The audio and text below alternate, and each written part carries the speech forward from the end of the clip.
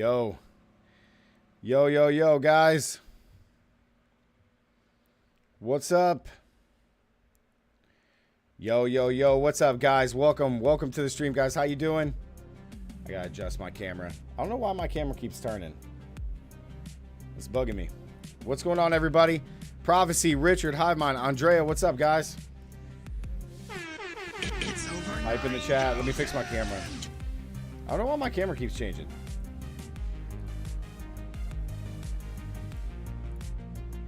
I don't know why it keeps messing up. There we go. That's better. I gotta put my hat on. All right. Yo, B Swizzy, what's up, man? What's going on, everybody? Welcome to the stream. Welcome. Whew. What's going on, guys? What's up? Let me turn all this stuff off. Let me go back to properties. I'm gonna make it a little bit brighter. I think that's good right there. What's up, guys? Welcome. How's everybody doing? B Swizzy, glad to see you here again, man. Glad to see you here again. All right. Okay. Boom. You got your PC ready for D4? Nice, dude. You know what? Danny boy, what's up, man? I've been looking at PCs, guys. Absolutely looking at more PCs. But we got a few things to talk about tonight. We got a few things to do. We got a big night ahead of us. So, yeah. Oh, we got Sour Blue Chug Rug in here. Mine's okay. What's your specs, dude? What's your specs?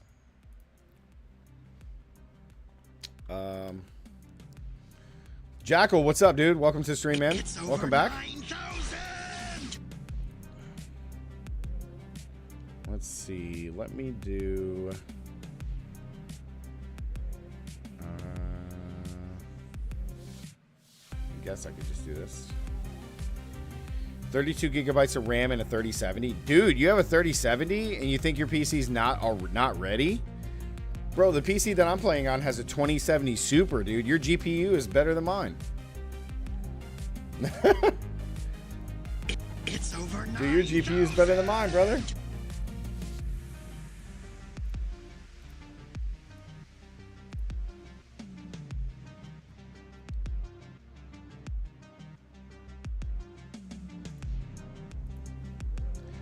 Thanks, War. Looking forward to your stream. Awesome, man. Welcome, Jackal. How you doing?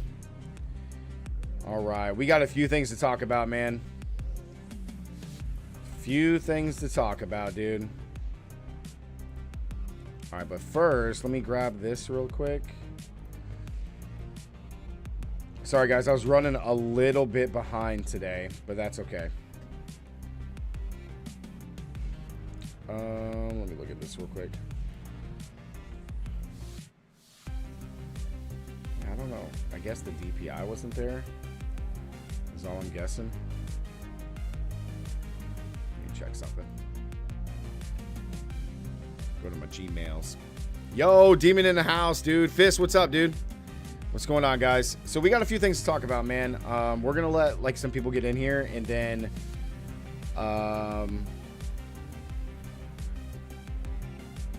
we're gonna talk about a few things. Because I have to apologize to you guys. Okay, cool. Oh, wait.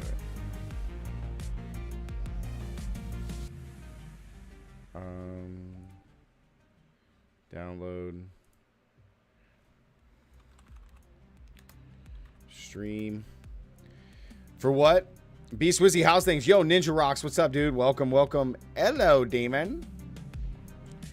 So guys, if you guys haven't already seen the announcement I made in the Discord, I had a big issue today. Nova, what's up? I had a big issue today with the vendor, who happens to be my nephew, about the t-shirts, guys. That's why they're not in the announcements anymore.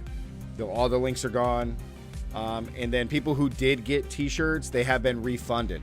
Okay. I'm not going to go into too much detail of what the back and forth was, but the bottom line was that it's been like 5 or 6 days since you guys had purchased your t-shirts, and he kept giving me the run around about processing your guys' shirts, shipping them out. Like, he didn't even have the shirts pressed. Like, they weren't even done. So they weren't even ready to be shipped, and it had been 5 days already. So I was trying to be patient and, you know, really like, hey, have a little bit of leash here. You know what I mean? But today was the last straw, because after I asked him about what is the status on the shirts, he was just going to, delay them again until tomorrow and possibly Sunday. And to me, that's unacceptable from a business perspective. And that's all this was. So the biggest thing I can say, guys, is that, like, you know, don't do business with family at all. Keep that stuff separate. So, I mean, I'm out a little bit of money by trying to do all this for you guys. And I'm really sorry again that people who did get shirts can't get them, but, man, I'm like really upset about it. So prophecy, blood and money don't mix. Well, that's the thing. So, like, I paid for all of it. Like, I paid for everything, guys. Like, and on his end, like, I gave him the option. He was helping me out and getting them done, and I gave him the option to take his cut, and he chose not to. And he chose to do them on his own, like, as a favor to me, but I offered to pay him, and he still said no. And then, you know, it just didn't work out, man. So I'm really sorry, guys, but I'm going to work on getting a new vendor and get everything back up. And then hopefully people who got the shirts, we can get them back to you guys, or what. So, but it's, it really sucks. Really sucks. So, Dark Helm, what's up, dude? Welcome to the stream. Nubs, what's up, baby? It's over 9,000. So yeah, man. But even if he wanted to take his cut, even after today, I was still gonna pay him, and he still didn't want that. He didn't even want that, and he was still gonna delay it another 2 days. So, to me, it's not fair to you guys, and it's not fair, you know, just in general. I mean, we worked really hard on getting these shirts, and they turned out great, and it just sucks. I mean, it just sucks. So, Ninja Rocks, what's up, man? Yeah, I mean, so we're just gonna have to go with like another dropship vendor, which is fine. It is what it is. It's gonna be a little different. Like, even in Stream Elements, which is what we use. Andrea said use a dropship supplier. Yeah, that's what I'm doing right now. I'm looking at the Stream Elements merch that's inside. I use Stream Elements for everything, guys. So, and I'm looking at it. So I'm trying to like kind of mess with this a little bit and just see like if this is something that could work. And if it does, then I hope that the quality and everything is great for you guys. But I was really excited. I was really excited, man. God, dude, like,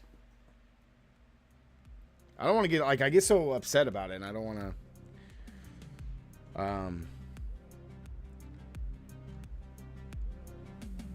because, like, it was so cool to have, like, all this Druid stuff going on, and then just, sucks.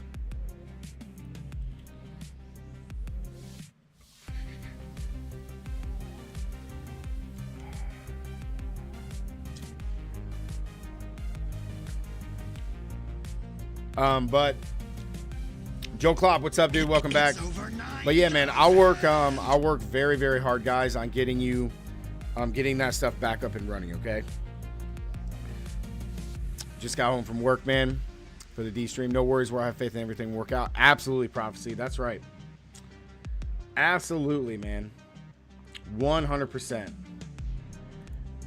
So let's see. Create new item.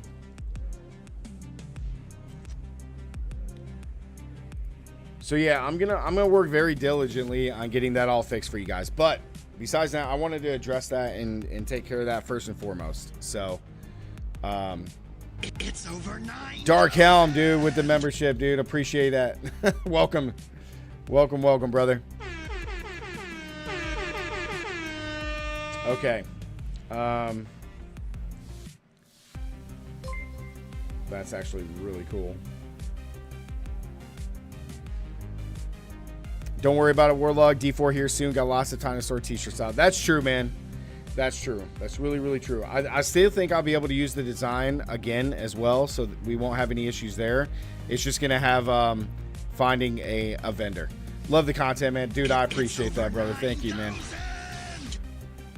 Really do appreciate that. So, I had toyed with something already. I uploaded my icon to like SE, and the stuff turned out really, really cool. But I'm trying to see if I can just change the image or the no, I'm not doing that. If I can change out the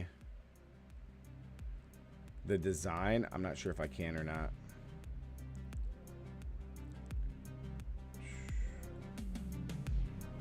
It's actually cool though. I think I'll be able to do all the same designs, guys, and just use them through SE, which would actually be really, really easy. So, but yeah, guys. So I'm really sorry about that, and I'll work really hard on it. Bogan, what's up, dude? Welcome to the stream. Appreciate the sub.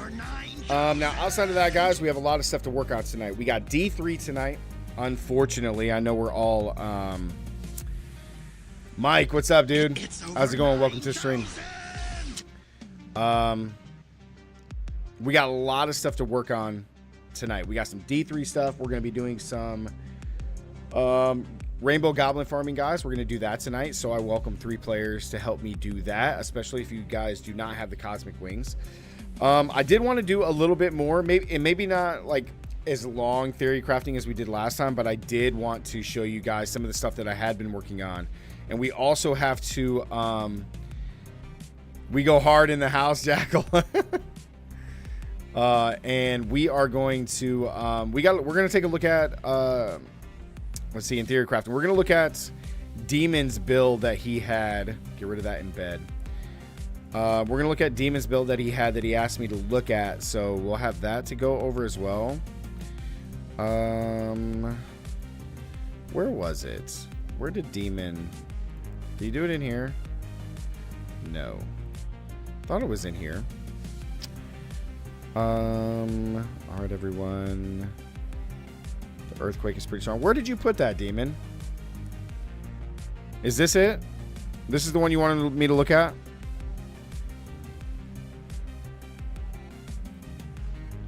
That's the one? Okay. The D4 withdrawal is real. Yes, it is, man. So we're going to look at Demon's endgame Barbarian build. I got some builds that I want to show you guys that I've been working on. Of course, we have the Druid leveling build that I posted in the Discord for you guys. But we worked on and finished our Storm Werewolf build, which I'm really excited about. And it has Hurricane, so shout out to Hurricane. I made a Twisting's Blade leveling build. And then I have a Barb upheaval leveling, although I'm not really happy with it. So we're gonna work on that. But I want to know how I can change this image though.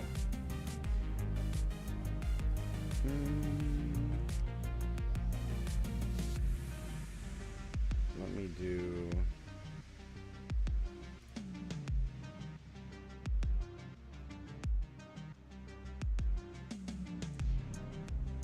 Okay, maybe I'll have to go back.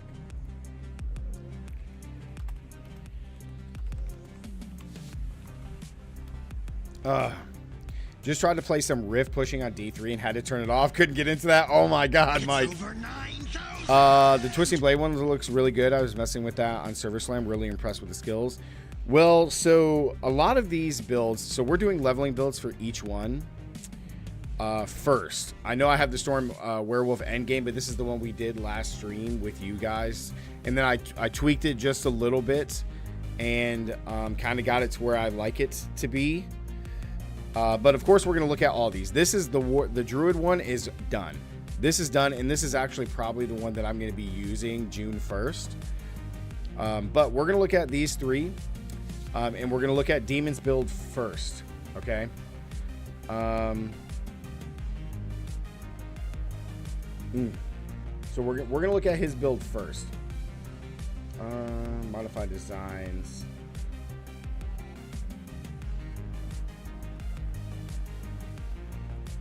Wait, what's that say? Oh, there we go. Okay.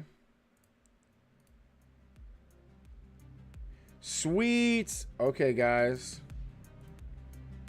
So let me see this shirt. I want to show you guys because I think I might have figured it out, and I'll have to work on this later. Hold up.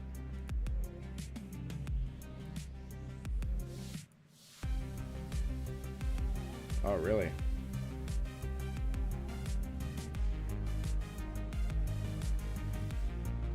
Also, the legendary powers are what I would like are non-required. Discord, yes. Raze, what's up, dude? Welcome back. It's over 9,000.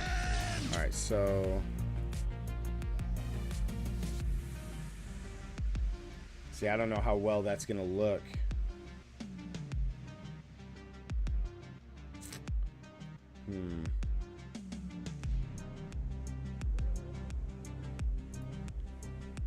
I guess let me... Bad image quality. Okay, I'll have to mess with it. I'll have to mess with it.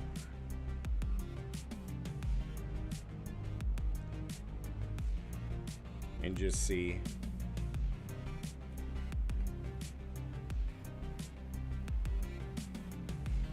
Oh, wow, okay. All right. Mine doesn't trigger sometimes either, Raise. That's weird. I got the Discord notification. It should be working just fine, guys. If you type exclamation point Discord, is it not working again?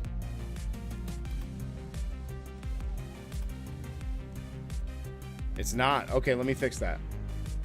Oh no, there it is. Discord's working. Huh. My build you're gonna look at and be played from level 1. Okay. Alker's Barb crit 30k during Server Slam. Holy crap, Andrea, can you send me the clip?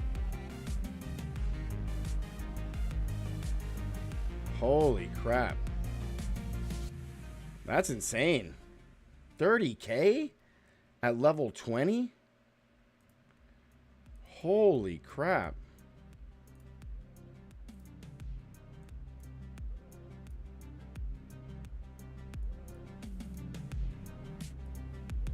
That's kind of nuts, man.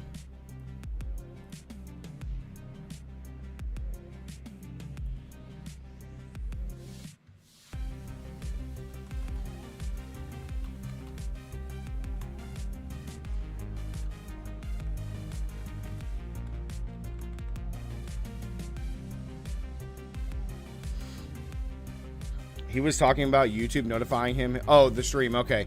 Yeah, so I think the big issue on YouTube, guys, is, and this is something that they changed. So when you subscribe to somebody, like let me find somebody new. Let me just find another Diablo creator or something. What is this? Mortal Kombat? Okay. So I think when you subscribe, like you subscribe and then you have to turn on notifications. So yeah, like if you do that and then you hit the bell, I think that's how you get them instantly. I think if you're just subscribed, it doesn't do it as fast. And I think the reason behind that was because some people got upset about, you know, hey, they're getting pinged every time the creator that they follow posts new videos and stuff. But I'm pretty sure that's what it is. So when you just have it personalized, subscribe like this, like you get them, but I don't think you get them instantly unless you have the all bell pinged. So if I I guess if I unsubscribe, for example, Let me go to their actual channel. Yeah. So if you do that and then turn the bell on, I think that's how you get them instantly. It is time. Unsubscribe. I love Mortal Kombat, but I don't even know what that channel is. But you have everything on, Race? Okay. Then yeah, man, I don't know. I don't know what to do after that. Because I know that last year, or was it 2 years ago, that when they changed it, you had to do the subscribe plus the bell, because you could just subscribe, but it wouldn't give you the notifications unless you had the bell on, because people who normally subscribe got like all upset or whatever.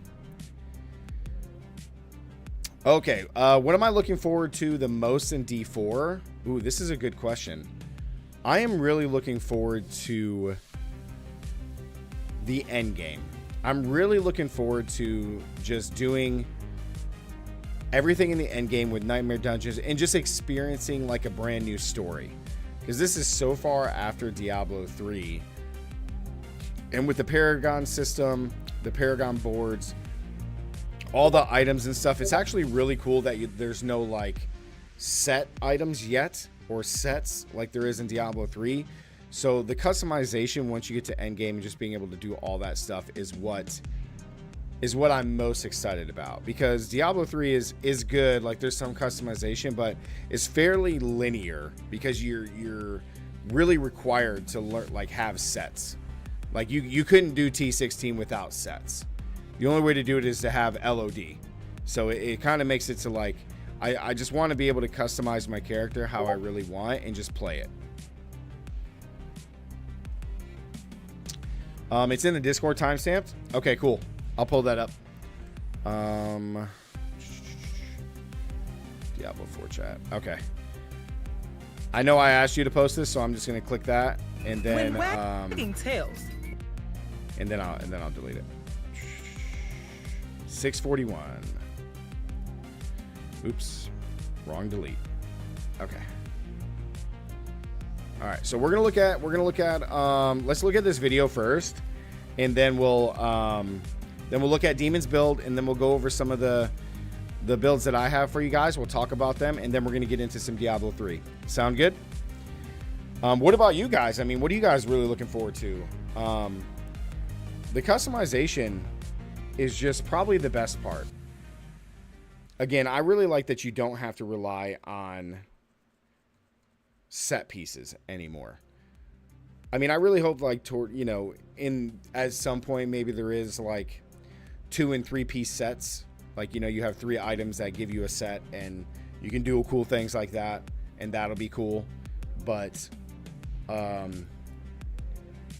really like that, you know, the world is your oyster in a way. And I know that some of these skills may not seem like you have a lot of options here, but I think you do for the most part. Like, especially if you're not playing on the absolute hardest, like, because some of these skills, like I feel like double swing is just not going to be great, right? You'd rather run upheaval, hammer, or whirlwind, but it still doesn't mean you can't play it, right? So I still think there's plenty of customization. I mean, you know, once all of us like nerd heads really like break things down and get to like, these are really good builds, then maybe not, but you have a lot of variety with all of the aspects.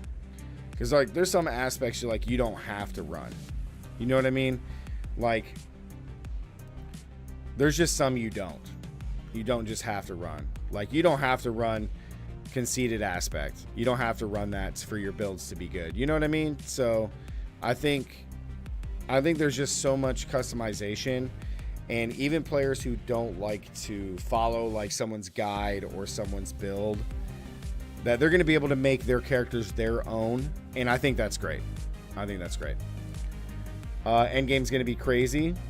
I'm just looking forward to exploring everything we never got to in the betas. Yeah, I mean, the teasing has been really, really, it's been a lot. But you know what? That's good though, man, because that builds up a lot of hype for the game, and that's a good thing, right? Like that's a good thing. Let's see though. What file format should be used for my design. PNG at 300 DPI. Okay, cool. That's what I needed to see. So I will mess with that later. I will leave that up though. Also, guys, I got to show you this too real quick, and then we're going to start this video. So this is also what I've been working on for the leveling builds. So I made a spreadsheet for you guys, leveling the class all the way up, including the renown and any adjustments that we make to the build. I'm going to have them, I'm sorry, I got Barbarian going next, but I'm going to have this for each class. I'm going to have at least one for each class, guys. And then I'm going to post this in the Discord for you. And you guys will be able to access this and just use this if you want. And then you guys can give me some feedback, you know, maybe offer some changes or stuff that would be really cool. We can talk about it, but I am working on that for you guys as well. So I'll have this out for all the classes here probably by next week. But we're going to get all this stuff done first. Okay.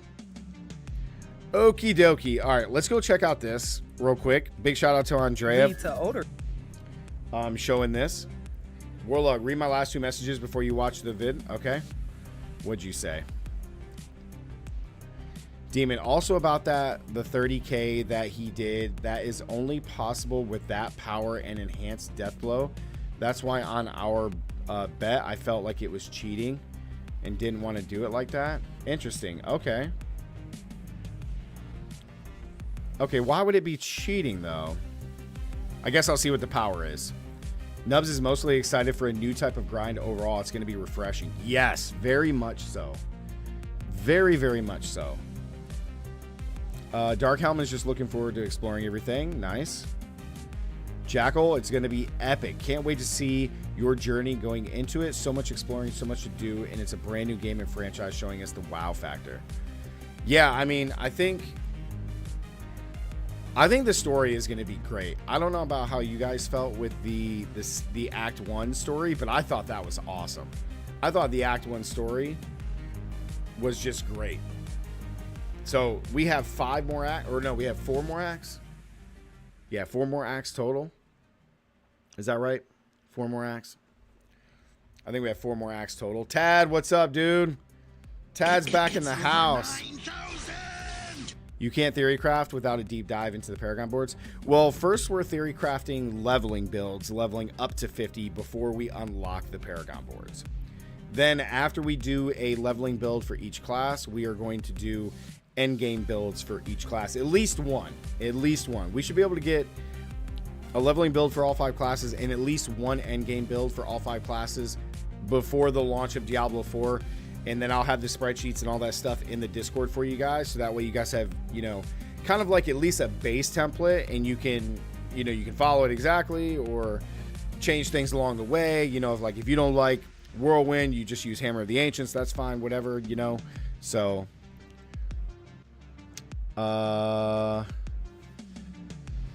exactly. Paragon is going to be a really big power maker. Yes. Just checking in. Absolutely, Tad. Welcome back, man. Always glad to hear from you, dude. BK, what's up, man? Off topic, and I know you're about to watch the video, but A, what class from a previous game would I like to see added? And B, what new class would you like to see? I love your stuff. Thank you. Hey, I appreciate that, man. BK, so what class would I like to see from a previous game added? I would really like to see the Witch Doctor, or a Witch Doctor type. I probably like that the most. To kind of come in. Those classes have always been cool. They just haven't gotten a lot of love. And then the new class, I would like I've talked about this before, is I really want the Holy class that they're going to add to be a Valkyrie. I want it to be a Valkyrie. If it's going to be a shield user, I want it to be a Valkyrie. Even though they don't fly, I want it to have some wings. Like, that would just be really, really cool, I think. But a Witch Doctor would be nice, man. I mean, Witch Doctors just get shit on and have been for 10 years on Diablo 3. So it would be really nice to have some kind of, you know, witch. It doesn't even have to be a Witch Doctor. It could be a witch, something like that. That variation, that would just be cool. I think it would be cool. I think it would be something that that would kind of help maybe off balance the Necromancer to a degree, or Because like on Diablo 4, with how you can customize stuff, I think the Witch Doctor or a version of the Witch Doctor, something, a witch or a voodoo conjurer or something would be, because it could be good. It could be really good with how Diablo 4's customization to your skills and stuff is designed. So I think that would be sweet. True, a good Witch Doctor. What do you guys think? Mark G, what's up, dude? How's it going, man? Welcome to the stream. But the point was still stands. 30k is 30k, even if it's just the bosses.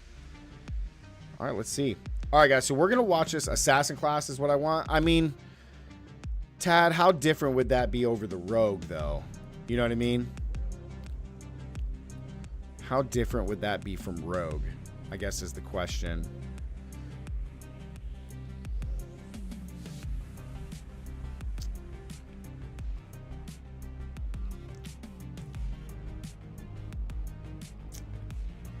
The rogue traps don't compare. I mean, the rogue traps look okay. The rogue traps look okay. The charges are... Oh, okay, you guys are... A cleric class, maybe for the support role. Yeah, like the holy class could be a cleric as well. Like a shield flail, or... I mean, it's shield X. As long as it's shield X, to where, like, the class has to use a shield, that would just be sweet. To me, it would be sweet. Assassin traps are far better in D2. Okay. Yeah, I mean, these ones seem... They're just different. They're just different. I mean, they're different. Okay, let's watch this and see this. This is a hardcore barbarian on World Tier 2 fighting a Shava solo.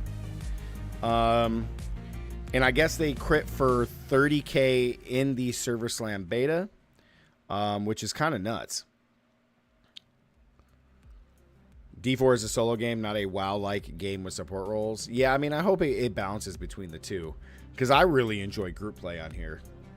I really enjoy playing with everybody. Like, I think it's fun. All right, let's check this out. And you say go to 6 minutes. All right, so what is he doing here? He's having, what has he got? So he has Rend. So he's got Rend, and I can't remember the first bleed one. And then he's got Death Blow, and then he has 3 shouts. Is that what it is? Is that what I'm seeing? Or no, he has Leap. So he has 2 shouts, Leap, Death Blow, Rend, and what's the first one? The first one was Flay. Okay.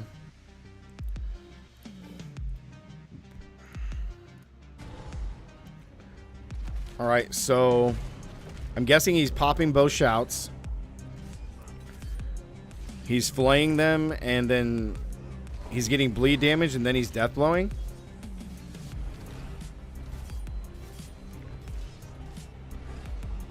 He's actually like beating the crap out of a Shava, though.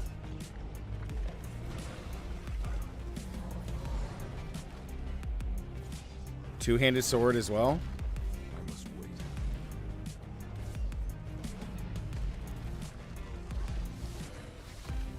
Okay.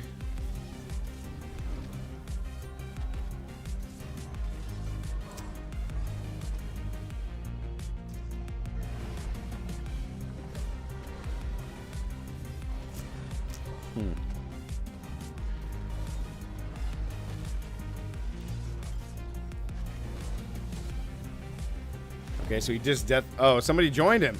Oh, wow, okay.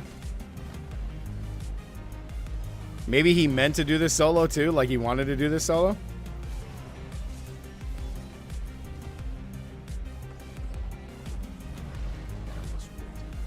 Oh, wait, did I miss it?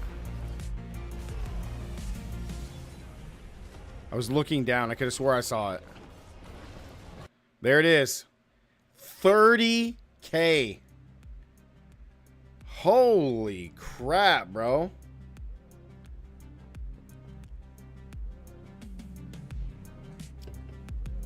Oh, not a... Oh, he's been there the whole time? Okay.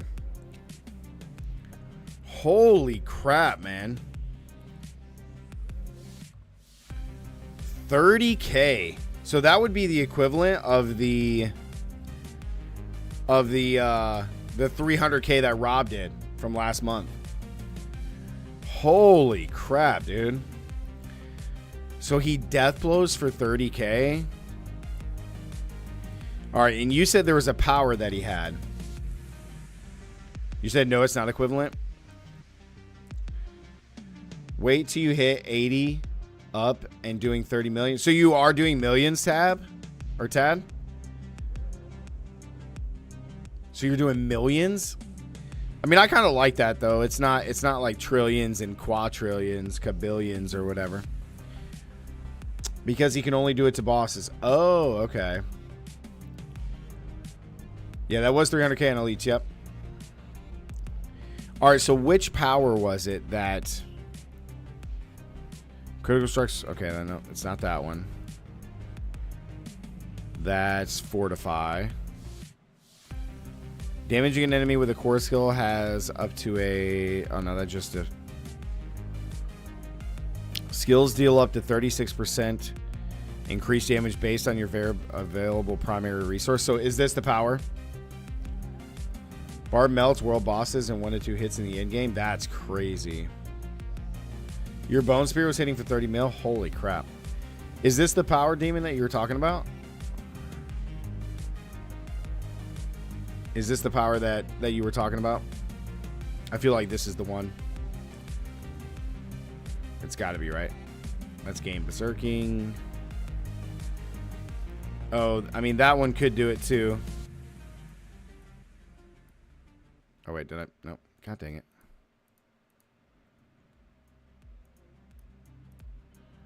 Yeah, then you got attacking enemies with a basic skill increases that up to 30%. That was right before all the nerfs, Tad. Yeah, he used Death Blow in this. What's the other power? Oh, after spending 100 Fury, your next Weapon Master skill deals 200% increased damage. So that's why his Weapon Master is the sword. So he has 3 things that just like make his build just be insane. That's fine. Yep, that's cool. Yeah. So we had three powers that made it insane.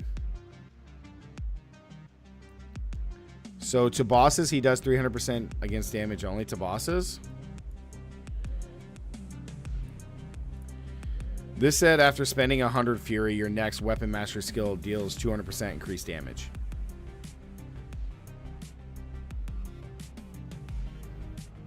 Wow.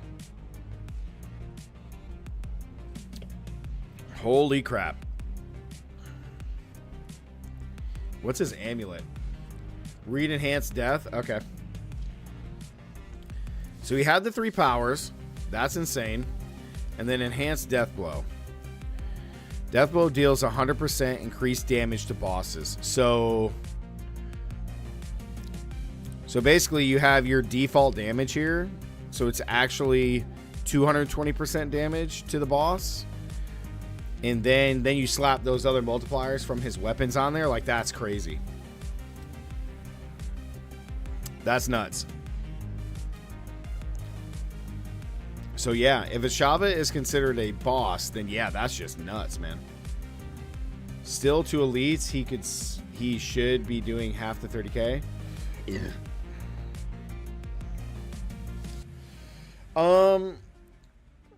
Yeah, Demon, but I mean, to me, it still would have been fair. I mean, but to be honest, with the because I think you have some of them too, right?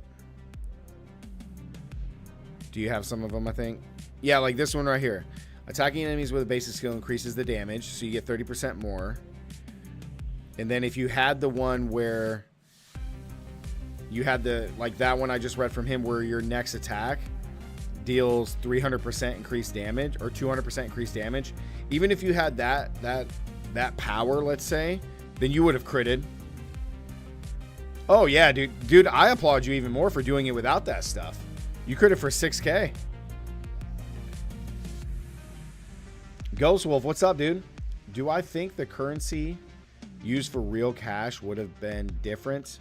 Payment options in D4, like COD points, we could use I don't know if they're gonna let you do that, right? I don't think they're gonna let you do like use a gift card like that to buy the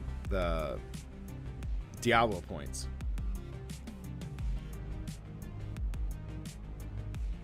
I mean, I know we're gonna spend every dime we have to get the cosmetics, but do I think for the currency used for real cash would have been different payment options in D4? No, I think they're just gonna make you use cash, or like, you know, you can use your debit or credit card.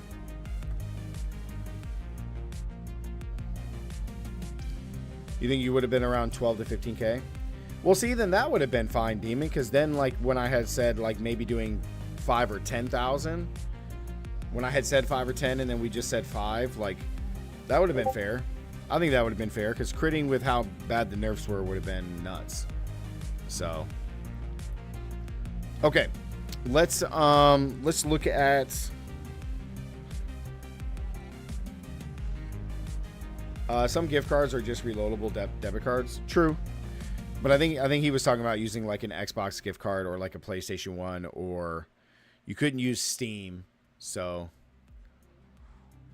it all depends. I think they're mainly going to make you use like PayPal, or it has to be something secure. So it's going to be like a debit or credit card, PayPal, or maybe one of those other ones that's like PayPal maybe. Okay, so this is Demon's endgame. Demon, is this an endgame build? Let me read the Discord one more time about it. So, theory crafting with a complete Paragon board. So this is an endgame build. Okay. So this is endgame.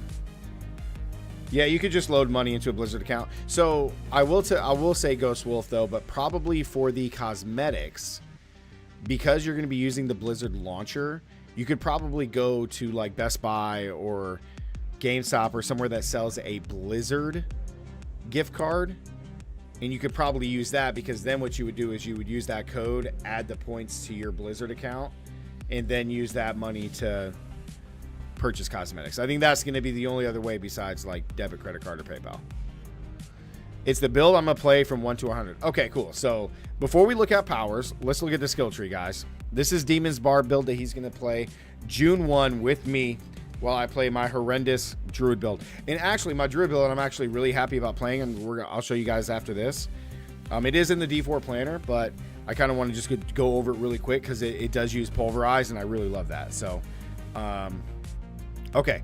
So Lunging Strike. This is the same one I have for my Barb Upheaval leveling build. Lunging Strike, I think, is just the best, the absolute best, probably, basic skill that you can use. I mean, Flay is strong, but I think as far as leveling up to 100, I think Lunging Strike is just really, really, really strong. You lunge forward, so you close distance, which is just great. Lucky hit 50%. It doesn't generate the most fury, Bash does, but I really love lunging.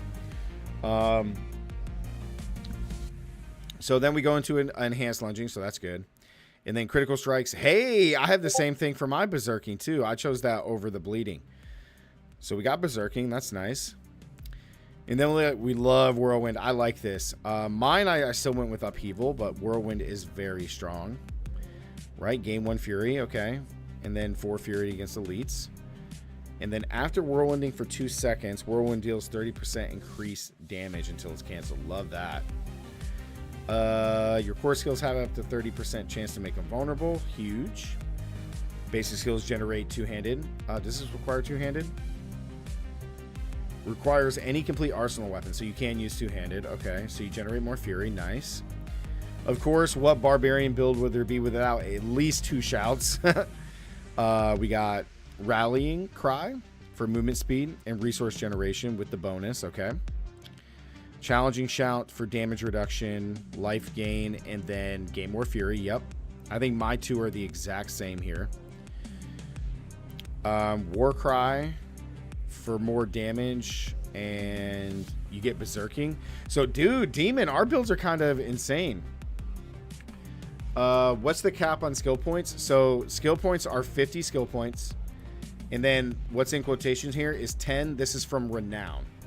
So through all 5 acts, you're going to get 10 total renown, which is 10 total or not 10 renown, but when you're completing all of your renown in each act, you're going to get 10 total skill points from the entire game. So you have 60 points in total. Mark G, where is the D4 planner with Druid build? The D4 planner is in the Discord, Mark. So if you're not part of the Discord, make sure to join the Discord. I'll link Discord below. But the build planners for everything from Diablo 3, Diablo 4, and Last Epoch are all for the members of the channel. All for the members of the channel. It's one of the exclusive perks for being a member. Demon, also unconstraint, the last thing from the bottom, the way it reads. Oh, dude, I love that too, man. That's the same thing I went with for my build. It's kind of crazy, dude. Our minds are kind of like linking up. So let's see here. So then we got Rallying Cry. Then we got this. Yep, you gain Fury when you take damage. Love that. Right, then we got this one. Damage bonus. Your shouts. Yep, I got that. The heal thing. Your shouts heal allies. Okay, so 1%'s nice. They deal less damage. Okay. See, I chose Leap too. Demon. What the? Demon. Holy crap. Leap to gain 40 Fury. Swiftness for move speed. Love that. Reduce the duration of control impairing effects. Okay. Aggressive. Gain 3% damage reduction while berserking. When a brawl skill damages at least one enemy, gain berserking for a second. While berserking, Fury generation is increased. I'm surprised you don't have that maxed out. Thick skin. I wonder why you have thick skin, because you don't have a lot that gives you fortify, right? What gives you fortify? Is there anything giving you fortify?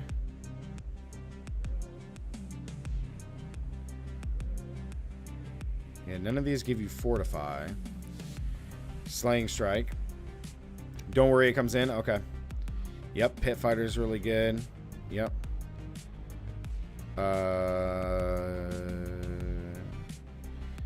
Heavy-handed. Yep, that's really good. Bludgeoning. Yep. And then overpower. See, I love this. Is my favorite skill too. Unconstrained. Increase Berserker's maximum duration by 5 seconds and its damage bonus by 25%. So you get a huge movement speed increase of 25%, and then you deal 50% more damage. I like this one a lot, Unbridled Rage. I think this is more end game than this. I think Unconstrained is better for leveling, but then end game, I think eventually we just switch to this. Because like your Fury regeneration is going to be so nuts that the increase in damage is going to be insane. There's an Imprint Necro that can add life when Bone Storm hits. That's cool, because Bone Storm looks cool. Okay, so let's check out his gear here. Of course, we have our Harlequin crest. This is probably one of the best helmets in the game. Doesn't it sound like an ultimate only? Dude, I know, man. It's crazy. And there's so many things to where you can get berserking. So you think about it like even with the shout, right? Which one? So Warcry, you berserk for 4 seconds. Nah, sorry. You berserk for 9 seconds. It's like, yeah. It's really good. All right, so you get the damage reduction and gain 4 ranks in all skills. This is probably the best helmet in the game, guys. A lot of builds are going to use this. Okay, Aspect of Disobedience. Gain armor for 4 seconds when you deal any form of damage, stacking. Okay, so you just basically tank up. I like that. Deal increased damage while you have a barrier. That one's always solid. Weight War. The way it reads doesn't sound like an ultimate. It is the best. I love that. That's probably my favorite. Like, you asked where I get the reread thick skin. Did I miss it?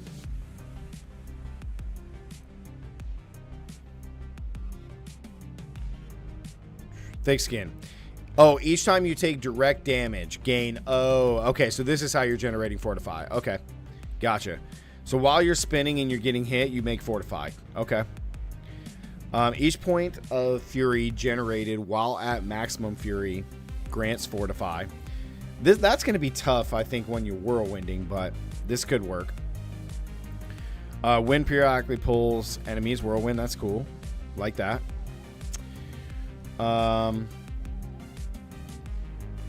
grandfather sword, yeah. Every build shall use Shaco? Yeah, pretty much, man. I mean, it's... Whirlwind's critical strike chance is increased for each second it's channeled up to 40. So having a 40% crit is going to be insane. Critical strikes with core skills increases your attack speed. Leap generates an earthquake. See, this one I'm like iffy on. Like, I guess you don't care about the physical damage. I think you just care about standing in the earthquake for damage reduction, right? Aspect of Limitless Rage. Each point of fury you generate while at max fury increases your next skill up to 30%. That's nice. Yep, all the shouts too. Yep. You have to use Shaco for plus all stats. I know, dude. It's kind of insane, man. Not only are you going to get, like, most people are going to get 20% damage reduction, which is just a flat damage reduction, but then all of your skills have 4 ranks. Like, that's just insane, dude. Yeah, your shout skills generate even more fury, because I think 2 of them do. And then you got Grandfather. Increase your critical strike damage by up to 100%. Other properties of this weapon can roll higher than normal. Oh, so like your damage, your max life, all stats, and durability stuff can all roll higher, I guess.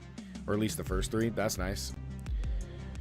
Attacking enemies with a basic skill increases the damage of your next core skill. Okay. And then your expertise, you're picking two-handed axe. For 15% increased damage to vulnerable enemies. 10% increased critical strike chance against vulnerable enemies. Nice, because Whirlwind makes them vulnerable, right?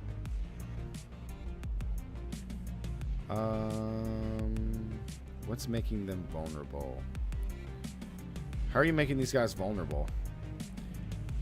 Just hitting them, I guess.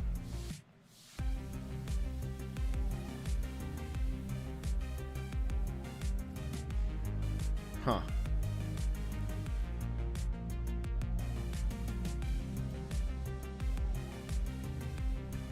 So when you're picking these, it doesn't mean you have to use the axe.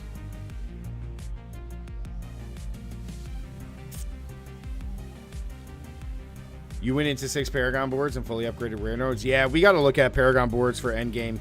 Like, that's the last thing I'm going to look at, because, like, mapping out stuff. I know I saw Rax, and he had a grid which looked really cool that he got from another person out at Max Roll to, like, kind of really map out how to do Paragon. Man, I would love to see that. Otherwise, but we're going to try to figure it out. It's going to be fine. Okay. So far, I'm on board with this, man. Like, this just seems fun. Seems fun. Okay, so... All right, let's look at Paragon board. Let's see, did you pick any legendary nodes? So you got rare glyph here. Rare node legendary. So overpowers with your two-handed bludgeoning weapon, stun enemies, and grant you fortify. Okay. Rare glyph. Just seeing if you ended up taking any other legendaries. Okay. Oh, you did. Okay. For every 75 fury you spend, gain 12% of your maximum life as fortify. That one's not bad, because you don't have to go. I mean, you kind of go. You got to go a little ways out. This one, not so much. That one seems fine. Yeah, because even if you went this way, like, that's not out of the way. But then you went all the way up here. What's the rare node? So 10% damage while berserking, 6% berserking duration. That's a really good rare node. Huh. For every 5 decks you purchase, you deal increased damage to close targets. That's sick. More damage while berserking. While berserking, critical strikes increase your attack speed. That's really nice. So what was the one you went all the way over here for? Overpowers. See, I don't know if you need this one, man. I don't know if you need that. Want a tank, play Necro, he said.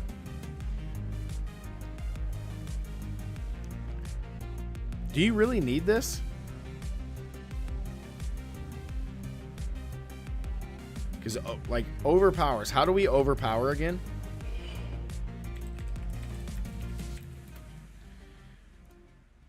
Like, how does overpower work? Overpower is 1 stat. Okay, so an overpowered attack deals extra damage equal to the sum of the player's current and fortified life. The chance of this occurring is 3%.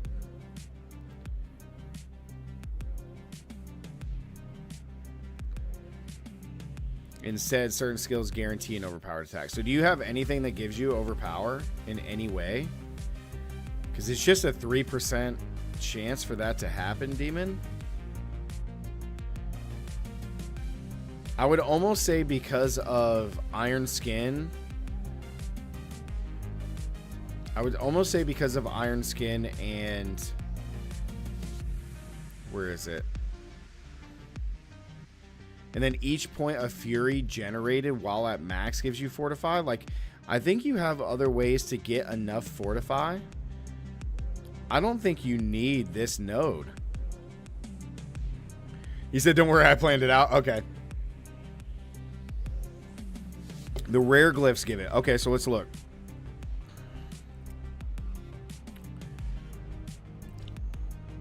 Rare glyph. Oh, for every 5 willpower purchase within range, you deal 6% increased overpower damage. After not overpowering for 30 seconds, your next... Okay, so there you go. So this allows you to overpower. Okay, sick. Okay, awesome. All right, what's the other rare node? So it's just that one, right? That's just the one that does it, I'm guessing. Yep. Dude, that's sick, man. So basically every 30 seconds, you're going to be able to overpower. So every 30 seconds, you're going to be able to overpower. And then you're going to stun enemies for 4 seconds when you whirlwind. And then you're going to get 25% of your max life as fortify. Excuse me. So then you got strength, 380, which gives a lot of armor. You got dex for crit chance and resource regen. Or no, crit chance and dodge chance. You got intelligence for all resist and something else, and then willpower is for resource regen. No, I'm not trying. I was just saying, I'm like, okay, so like, unless there's some other way to get overpower, like a 3% chance is just not good. But with just this one rare glyph, so basically not being able to... So basically every 30 seconds you overpower no matter what, which is huge.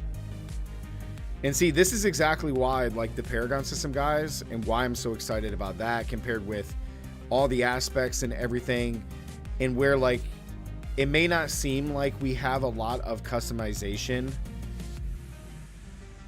as far as, like, your skills, but in reality you do, because of all of the different Paragon boards, the nodes, the legendary ones, the rare ones are even in some cases, like sometimes the rare ones are better than these. Like, yeah, this legendary node is great to stun and grab fortify, but to me, this glyph is better than that legendary node, because overpowering, you're going to deal a crap ton of damage, because by the time he overpowers by fighting, he should already have a lot of fortify.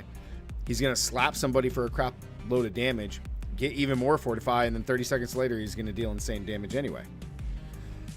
I like this, Demon. This is cool. I like this, man. Big dub to you. Okay. So since we're on Barbarian, so here is my leveling build type. He said, yeah, post it. Yeah, Demon, go ahead and post that again in...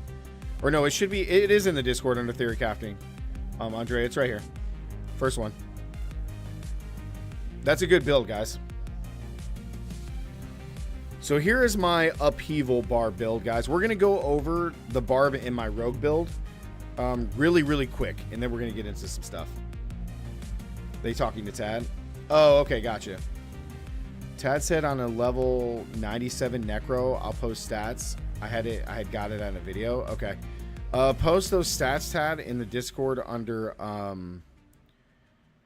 You could post those in general images, or I guess you could post them in Diablo 4 chat. I guess that would be okay.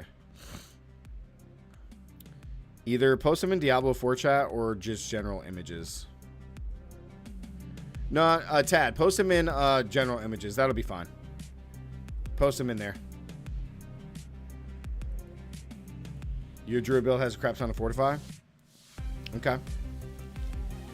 290 strength, 656 intelligence, willpower, 466, and a 479 dex at 97. Holy crap. Whew.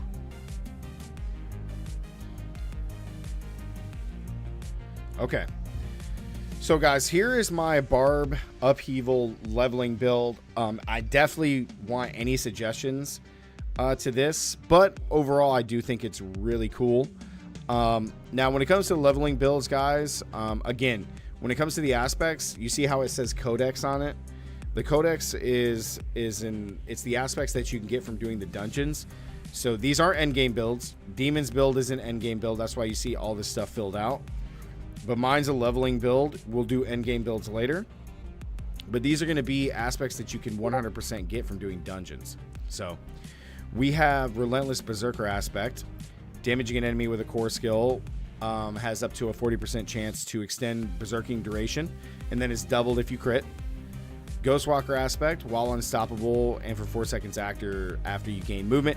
This is probably something we don't really need, so I'll probably just remove it, but it was something cool to think about. But then aspect of Echoing Fury, shouts generate more fury when they're active. Okay, so these are the two main ones for the build that we're doing for with upheaval. So then let's get in. You guys are going to see a lot of similarities here with Demon's build for his endgame, but I really like it. So of course we got Lunging Strike, right, into critting to give us berserking, which is cool. I have Pressure Point. Core skills have a chance to make enemies vulnerable, which is huge. Then of course we got Upheaval, which is really strong. So we have a chance to make them vulnerable and stun them. And then while Upheaval damages at least 2 enemies, so all you gotta do is hit 2, you berserk for 2 seconds. And remember, with this, our duration is increased by 5. So every time Upheaval damages 2 enemies, I berserk for 7 seconds, which is insane. We all know you copied me. Then of course, Endless Fury, guys, for even more fury generation with 2-handed weapons, because Upheaval requires it. Then of course the shouts are pretty much the same. Most bar builds are not going to be like, there's gonna be some differences, but for this build it's pretty similar. So of course we have Rallying Cry down into tactical for more resource. Then we have Challenging Shout down to gain 3 fury each time we take damage. We're not going to be as tanky as Demon's build, but I think this is really cool. Our shouts increase. We have this maxed out for 24% more. War Cry into Power War Cry. Oh, did you see this one? Demon War Cry grants you 15% base life as Fortify right off rip. Did you have that? Oh, you had the same one I did too. I mean, that could be kind of nice. Don't need it. Okay. And then I have Leap as well, just because we're going to be fast. I really, like, when I was looking at these things, like, this is more end game, but for leveling, just berserking, I just want to be fast and kill stuff. I also really thought about not using Upheaval and doing Hammer of the Ancients, mainly because the Hammer of the Ancients lucky hit is 50%. So I really thought about that. And like doing like Overpower, like that would be really cool, but we're going to keep Upheaval. And then of course Leap down into Power Leap. So when we damage at least one enemy, we gain more fury. I have 1 point in aggressive resistance to gain 3% damage reduction while berserking. And then I have these 2 maxed out. So I have, and this one I may change, but when a brawling skill damages at least one enemy, we gain berserking for 3 seconds, which is really 8 seconds with unconstrained. The only brawling skill that we have, guys, is Leap. So when we leap, we berserk for 8 seconds, which is really cool. And then, of course, while berserking, fury generation. So this is max. This is the only one I'm really, like, iffy about. Because with Upheaval, we're basically going to always, besides a boss, we're always going to be able to berserk. So I don't know if we necessarily need this. So I'm going to take the points out of that for now. But yeah, I do like that one. Of course, swiftness. We max out our movement speed. And then I have Pit Fighter over here. We got Pit Fighter. We deal 9% increased damage to close enemies. Then I have Slaying Strike. You deal 24% increased damage against injured enemies. Just another way to finish them. And then 3 points into expose vulnerability. Dealing direct damage with a weapon mastery skill causes my next core skill to make enemies vulnerable. So our weapon mastery is two-handed mace, which is lucky hit, up to a 10% chance to gain 2 fury when hitting an enemy. Double the amount of fury gained while berserking. You deal 15% increased critical strike damage to stun and vulnerable enemies while berserking. Wrong war. Should I change this one?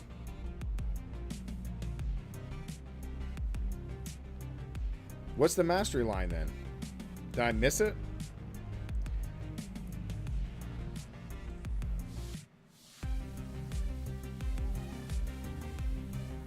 That line is the weapon mastery line. Death blow area? Oh, I see. Okay, I misread that then. I need to take these off. I misread that then. Thank you guys. See, this is why you guys are here.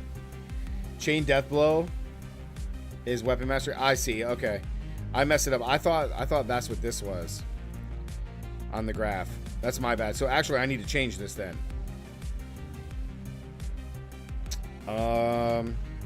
So then I would do two-handed axe then, I think.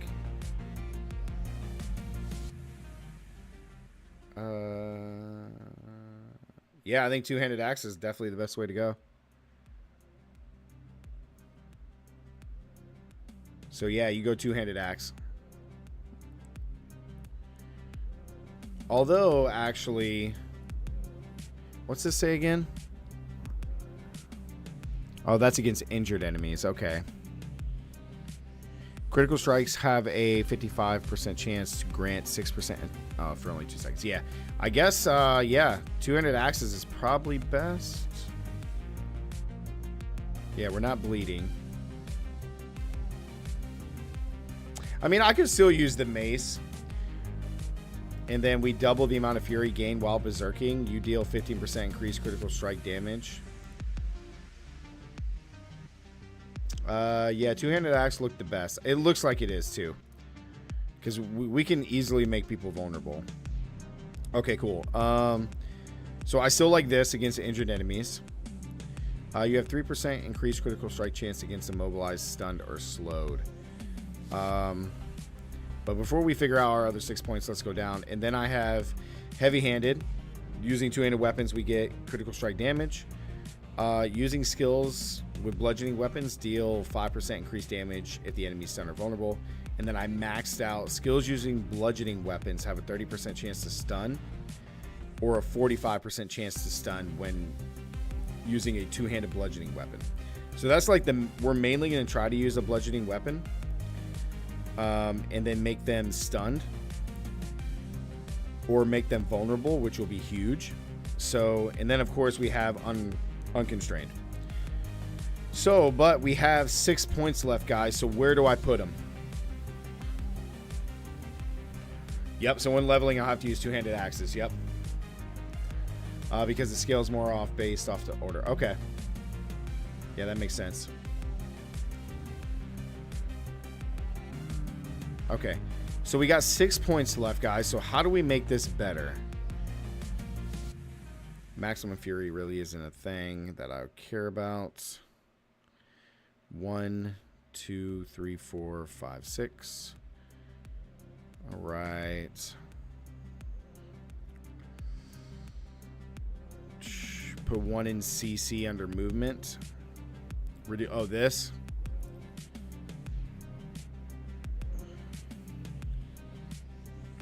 I mean, this one's nice, but I think because we're always going to be able to hit 2 people, we're always going to be berserking, so I don't need that. I mean, I could just max this. I mean, the 9% damage reduction while berserking is pretty good.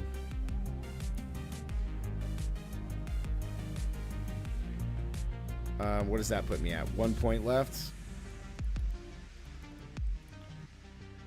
Let's see if there's anything else.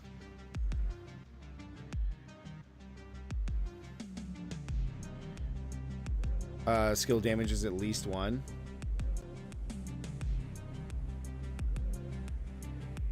3% is pretty good.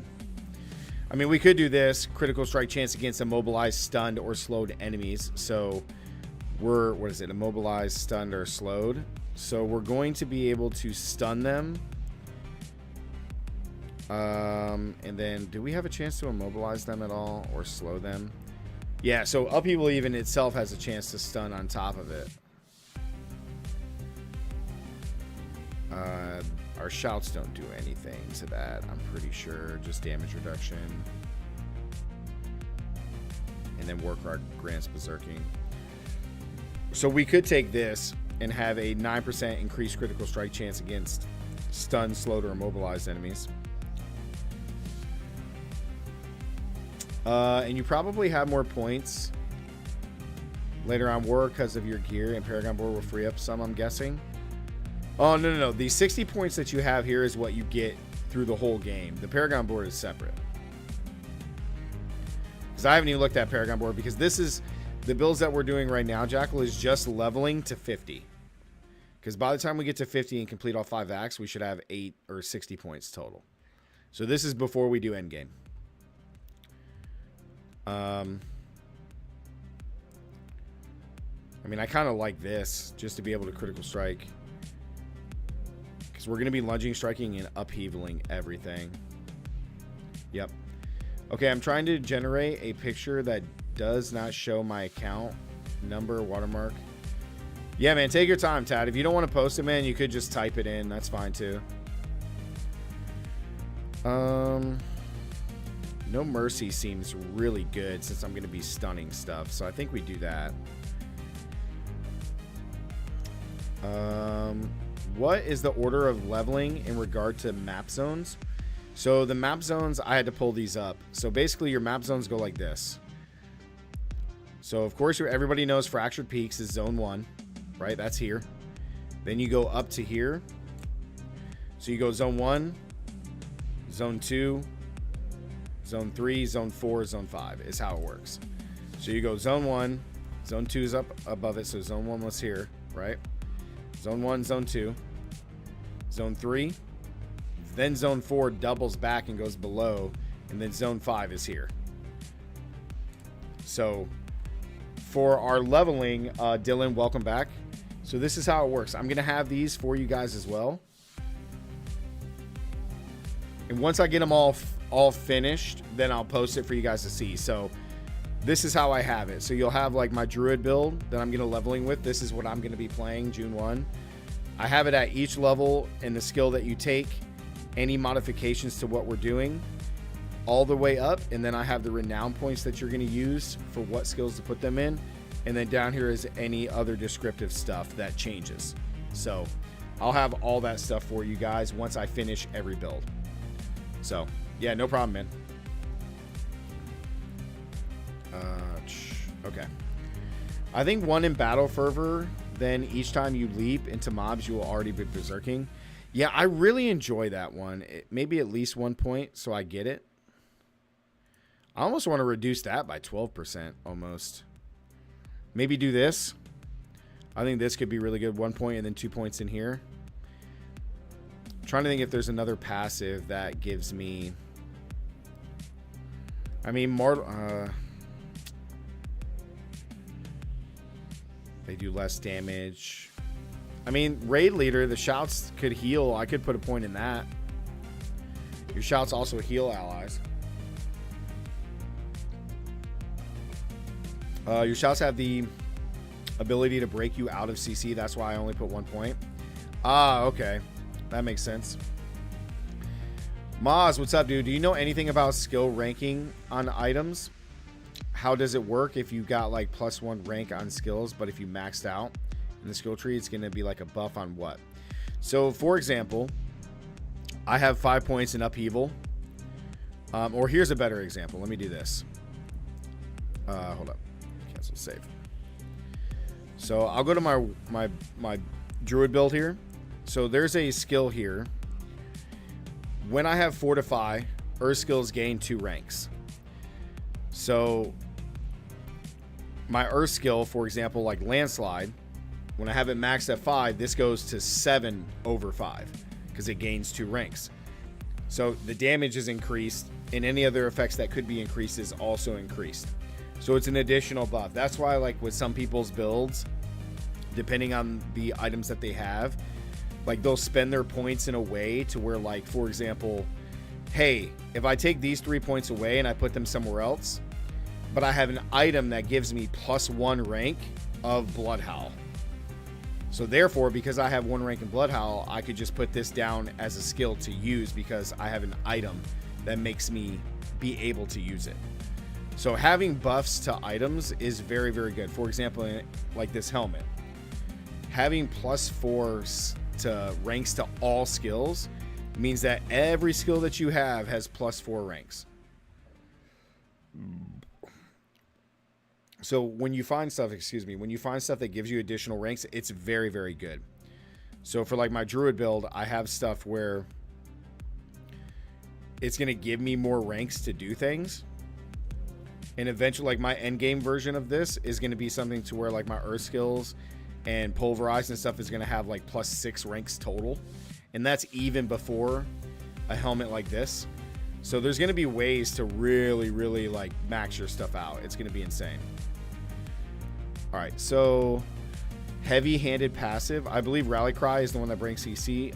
Rally Cry, yep, gives you Unstoppable. So yeah, 1 rank here is good. I like the 1 rank here to when I leap, I get Berserking. I got 0 points left. I like this one, the Raid Leader, to heal. I do like that. I really like No Mercy to critical strike chance. 9%'s a lot because lucky hit, we're going to have a 45% chance to stun an enemy. So basically, we're going to have about half the chance to stun somebody just from concussion. But then upheaval also has a 20% chance to stun. So we're going to have a huge chance to stun people. It's going to be really, really good. And then we have a lucky hit here. Our core skills have a 30% chance to make enemies vulnerable. So we're going to be able to do... We're going to have a lot of damage against vulnerable or stunned enemies, which is going to be huge. So yeah, I think I like this overall, guys. I think this is good. Yeah, I really like this. I think this is really nice. Yeah, I think this is good. Yeah, I think this is good, guys. I think this is my barb build. And when it comes to the codexes for Barbarian, there isn't a whole lot that does upheaval, which is actually kind of crazy. So, like, the only upheaval thing is lucky hit. Damaging enemies with leap, upheaval, or whirlwind has a chance to summon an ancient to perform the same skill. Like, that's cool, but... And then when you go to berserking... So, like, see how this doesn't say codex like this one? That's why I don't have any of these, because the codex is a guarantee, right? Like, the aspect of berserking fury, which is something I would like. I gain X fury while berserking. Like, this is a guarantee legendary that we want. But because it doesn't say codex, we're only going to be able to find this on an item that drops. The codexes are the ones that you can get from doing the dungeons. So, that's why I didn't grab it. Gain thorns while berserking, no. And then same thing here. Damaging an enemy with a core skill has a 22 to 40% chance to extend berserking by a second. So, like, relentless berserker aspect, I have that, which is huge. So that's really the only other benefits as far as, like, codex ones that we would really, really want as far as leveling. I mean, there is additional ones, guys, that we could do. Like, obviously, the one where we get, like, we deal damage when we have a shield, you know, or something like that. Like, those are definitely ones we're going to find. Or like this one, basic skills give me damage reduction. So, like, we could put this in there, but this isn't, like, necessary to our build. We just wanted stuff that's really going to be boosting our build. Or like this, right? Distant enemies have a chance to be stunned. We deal up to 40% increased damage to stun enemies. This would be good since we are stunning people. Like, this is actually pretty solid. Aspect of retribution.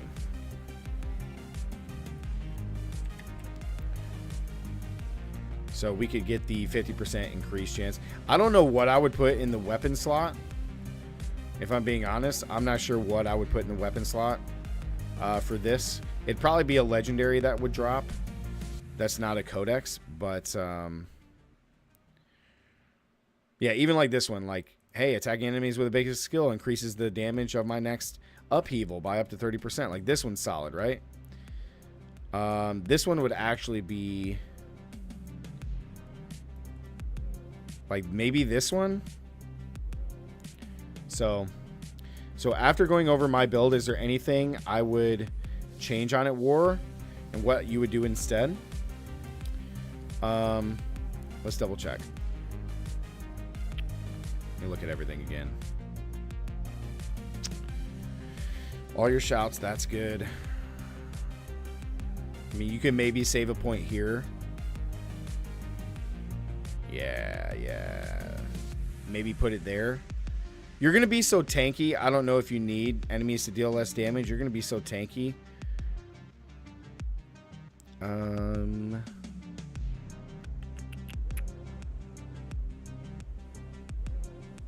You could put like another point into Slaying Strike. You could max this one. Like, for example, you could drop this and max this because you want Fortify. Maybe drop the 4% less damage for 5 seconds and just give yourself more Fortify.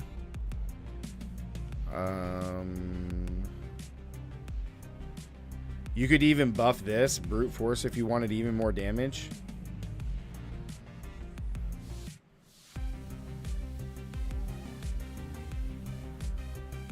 I would probably drop this and put this here and just max that.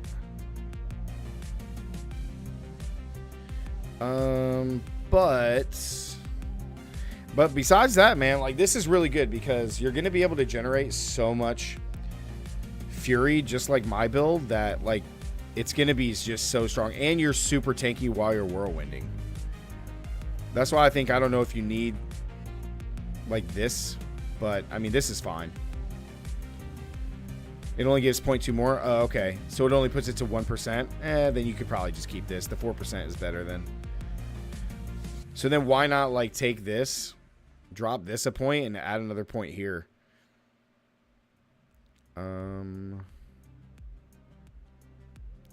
Or you could increase that. Otherwise, it looks solid, man. I mean,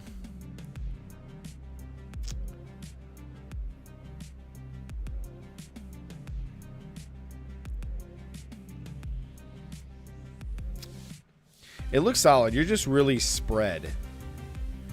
Like, a lot of your skills, like taking a point, you know, 2 points, a point. I think overall this, like, really helps. And I think that's fine because you have a lot of stuff that buff you in the Paragon board. You know, with all of this stuff. Like, the additional bonuses and these. Like, I think that's where, like, maybe I'm losing sight of it because the nodes really, really help. So I think, though, like, I would probably, if I had to make one big change, I would probably drop the 1 point out of here and just put it into this, or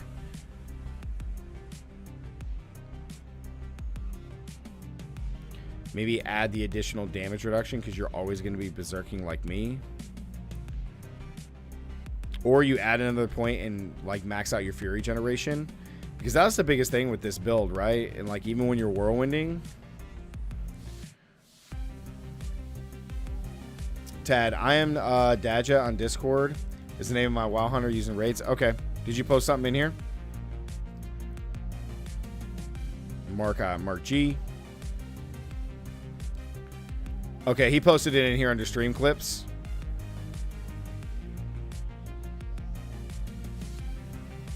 Can't. They got watermarks on it. Okay, but Daja, just or Tad, this stuff, post this. You're in stream clips. Post this in just, you, like, if you're gonna type these numbers, just post them in Diablo 4 chat.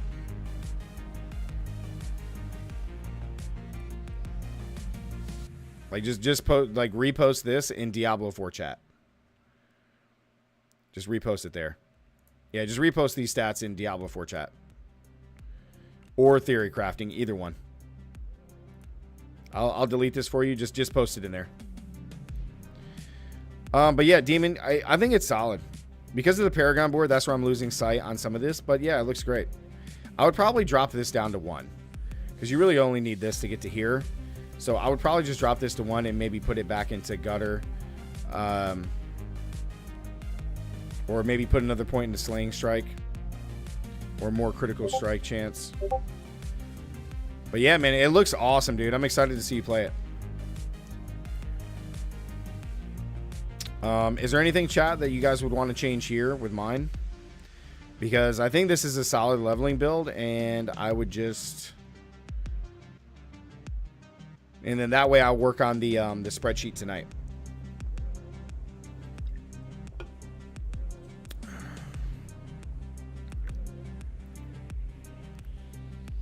I really like this. I like upheaval. To me though, I really want to use Hammer of the Ancients. Like, I want Hammer of the Ancients, but because I focus so much on berserking, upheaval is really going to make berserking just a thing.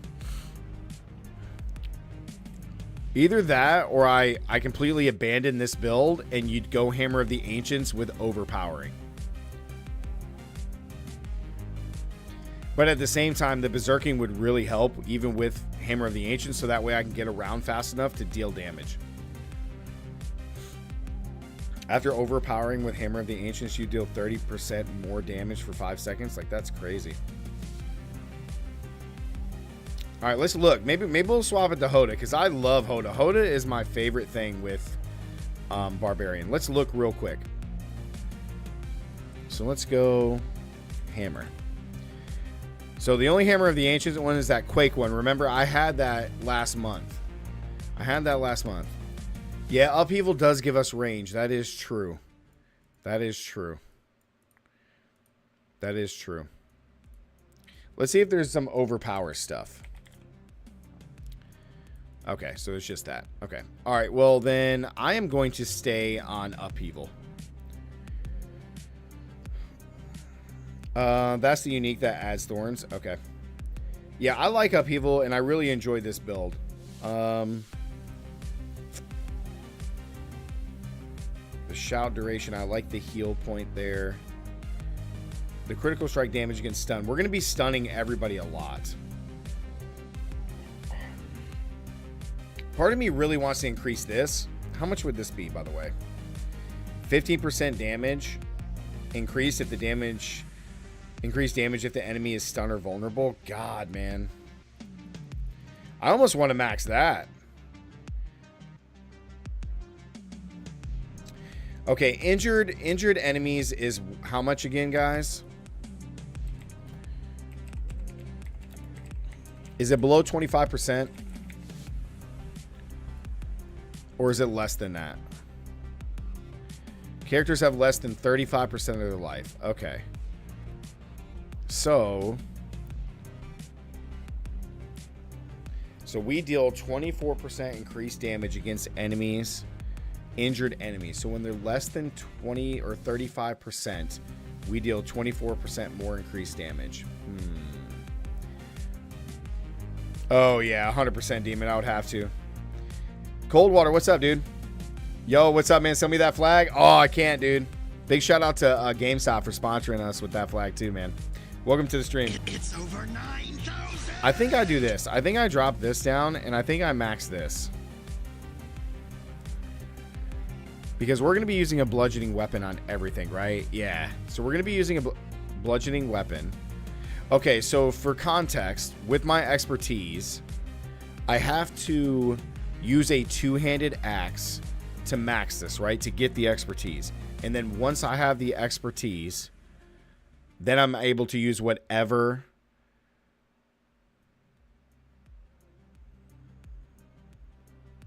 Oh my god, man. Just primal ooh, nice, dude. COE, nice. Or this is a leveling skill build? Yes, it is.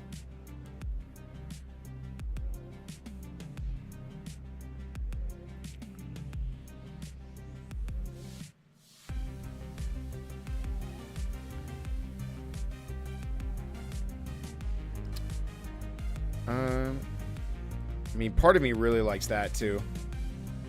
But yeah, Demon, this would be a leveling build up to 50. Which would give us all this. And then obviously this could be taken into endgame, but depends on how long you will need to use two-handed axe to get the mastery. But for context, that's how it works, right? So you have to use a two-handed axe to get the expertise. And then once you get the expertise, then you just get that and you no longer have to use the axe, right? Because then you do increased damage to vulnerable enemies and then 10% increased critical strike chance. Yeah, so we keep axe. Because this just gives us when we're using a bludgeoning weapon. So concussion would be something we would get last. Like this is something we would get towards the end of our leveling. This is something we would get at the very back end. I thought I had that one.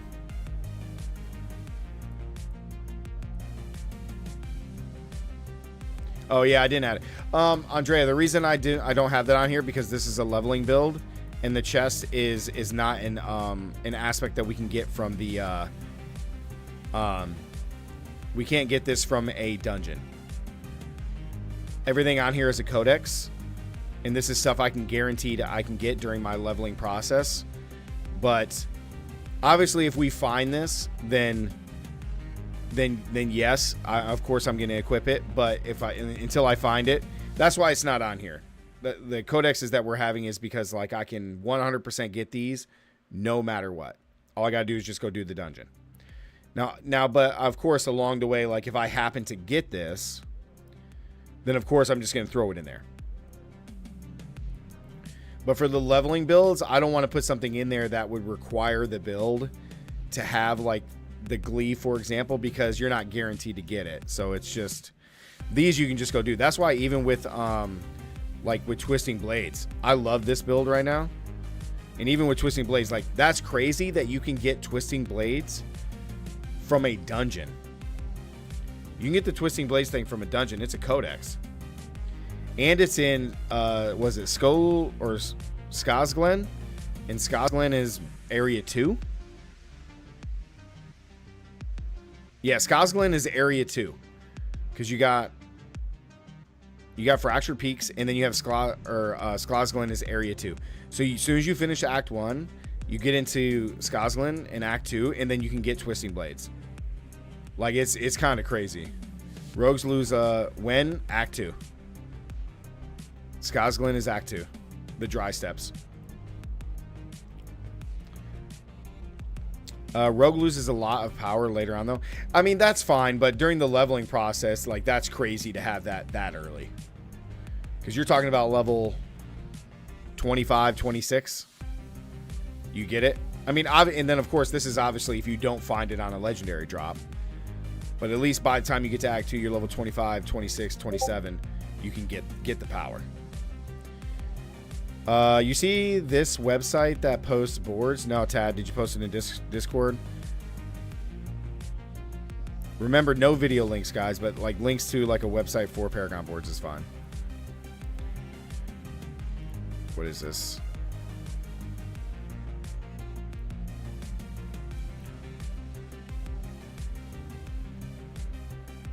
So this one, Tad, like this is fine, but this one's way better.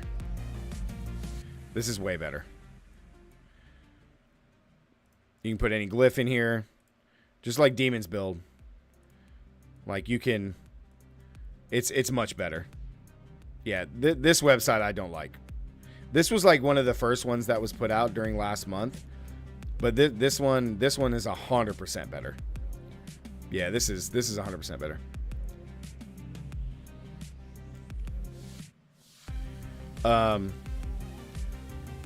What was I saying? But yeah, my Twisting Blades is like being able to do that on Act 2 is pretty insane. But yeah, guys, so Barb Upheaval with these three, let's look at their powers one more time. And let me just see if there's anything that I'm really missing that I could add from Codex. I think I'm just going to leave it as the ones that I have because these are just main ones that I need for berserking and stunning. So we keep those 3. We have this build, so I'll work on the spreadsheet for this build tonight. I think this is good. I think this is fine. Okay, cool. So let's go to builds. Let's go over. Dylan, what's up, dude? What type of druid will I be opting for leveling? So my leveling build, I have this posted in the Discord already. But we are going to be doing Werewolf Storm, essentially. Or excuse me, no, that's my end game. This is going to be Pulverize. This build is going to be Pulverize. We're going to have Landslide first, but then we're going Pulverize. So it's going to be Storm Strike Pulverize. Is my leveling build for Druid. So we're going to go into using Landslide first, because this is the same build that we used during the Server Slam, was using the Landslide. And then once we're able to get the power, let me go over to Gears and Skills. So once we're able to get this power right here, aspect of Ursine Horror, Pulverize becomes an Earth skill. And it does the tectonic spikes, which is cool. But this is why, because when we're fortifying ourselves, our Earth skills gain 2 ranks. This is similar to the build that we did last month, guys. The Pulverized build video that I made. We're basically taking this and making it better. And now we have access to the boons. So we're going to have our Earth skills give 2 ranks when we fortify, which is going to be all the time. And then once we get to Act 5, we get the Pulverize power. Now this is obviously, if we find it early, then it's great, but like as soon as we get this power is when we switch from Landslide to Pulverize. So whether we get it from a drop all on our way to Act 5, or we get to Act 5, as soon as we get it, we dump Landslide and we do Pulverize. And then we have like our core skills do more damage, and then when we're shape-shifting, we get Fortify. So we're pretty much going to always be fortifying.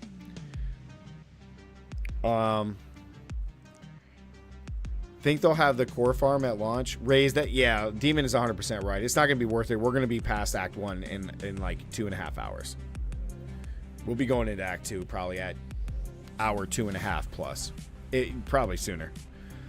And then our boons here, we got under Deer, we got take 10% damage reduction from elites. Obviously, we could do the reduction of crowd controlling effects. Like, I'm kind of back and forth on these two. I kind of like this one overall for the leveling process, and then once we hit 50, we swap to this. And then we're doing Eagle as our main spirit boon with gain 5% increased critical strike chance, and then gain 30% critical strike damage. This is probably the best boon that we have. 30% critical strike damage is insane.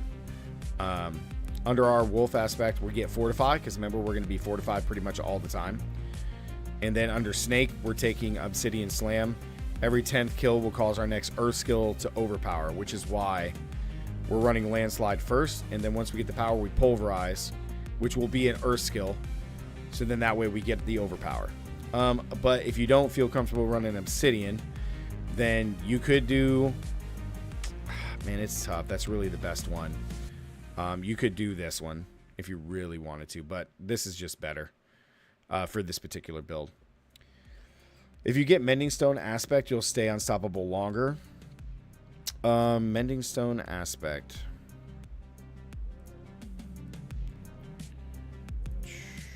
Mending. And its codex. The duration of Earth's bulwark is increased by 6 seconds. In addition, killing an enemy with Earth skills replenish. Well, this replenishes X of your active barrier. So this doesn't give us fortify. This just gives us our shield longer. So basically, when you go into your skill tree and you pop Earth and Bulwark, so I get a barrier, and then this gives me unstoppable, and then this gives me fortify, but that's only when casting it. So all that power does is just allow us to have, it just replenishes our shield of our active barrier. So that's all it does. It isn't giving me more fortify. It just replenishes the shield. So we have a barrier that absorbs 45%. So the duration is increased by 6 seconds, which is cool. But then killing an enemy with an earth skill replenishes 45% of my active barrier.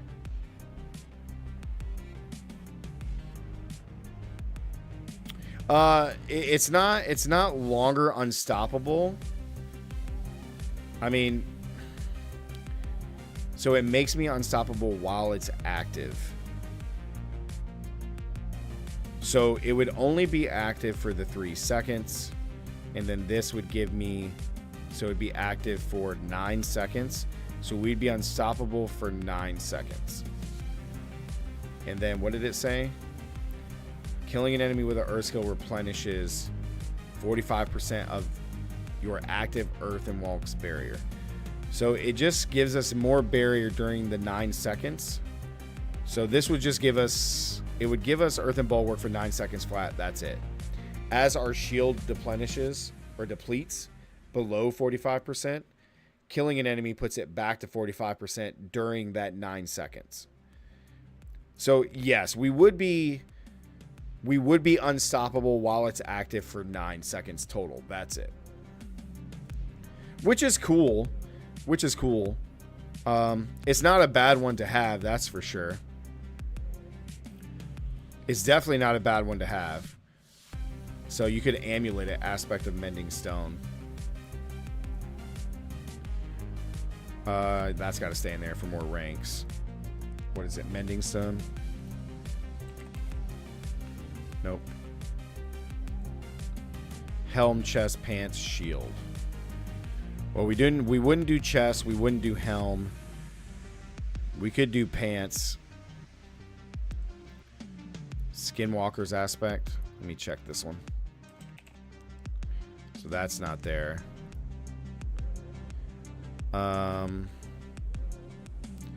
Okay, so retaliation. We can put this here.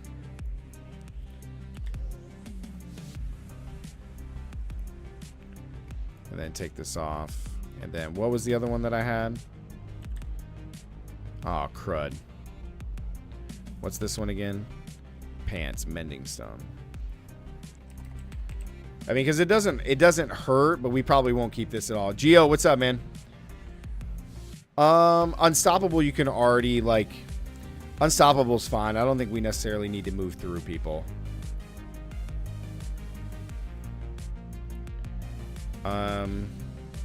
God, I can't remember what that one is that we had.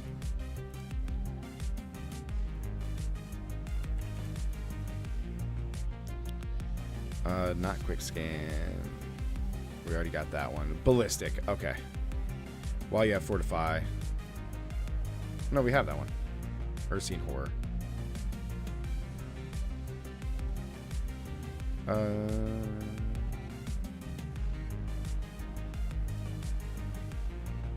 Alright, so it's got to be fortify.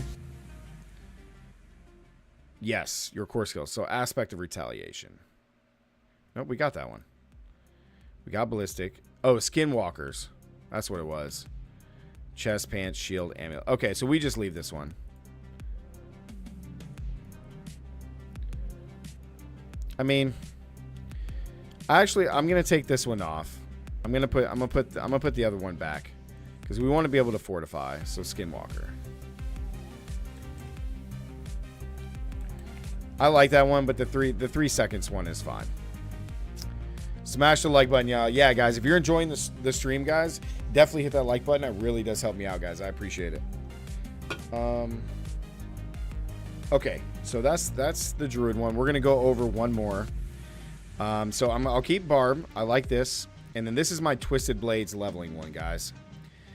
So we're gonna go over this, and then we're gonna hop into some D3. So of course we have Blade Dancer, right, for twisting blades. This is just the best thing ever. And then we have Energizing Aspect. Damaging an elite with basic skills generates more energy. Okay, these are the only two main ones that we're having. And then our specialization is going to be combo points. Okay, combo points is pretty standard with Twisting Blades. So let's get into the skill tree. I'm actually really happy about this. I went into Deoxide stream. Big shout out to Deoxide. And I chatted him up for about an hour, man. I sent him this build originally. And he put it up on his stream, and he talked to me for about an hour guys with this build and had me change just a few things, or he didn't have me change, he suggested some stuff, and then I took that into account and kind of made some changes. But Nick with the sub, man, I appreciate it. So we got puncture down to fundamental puncture, so you throw 3, you make stuff vulnerable. Huge, right? Of course, twisting blades is pretty standard. Most people take advanced twisting blades. I'm not doing that this time. I'm going to change it to improvise because we have a big preface on enemies being crowd controlled, okay? And I want people to be dazed. So when we impale somebody, they become dazed. And then when the blades return with our power here, they just take more damage, right? They orbit around, blades return, damage hit. Yo, Prophecy with the gifted membership to the freaking channel, man. Appreciate that, dude. You're a god. So we're keeping enemies dazed. Sorry, just lurking. Want to show some love? Absolutely, dude. I appreciate it, man. Then we have sturdy. We gain 4% close damage reduction, which is huge. Rogues, guys, especially in the later stages of the game, are very, very like fragile. Okay. They are fragile, all right? And they only have this and Dark Shroud basically for damage reduction. So we're taking a point in this. We're healing for 3% of our maximum life when we crit. So we're going to have a high crit chance. So healing for 3% is huge for as many enemies as that we're going to be hitting.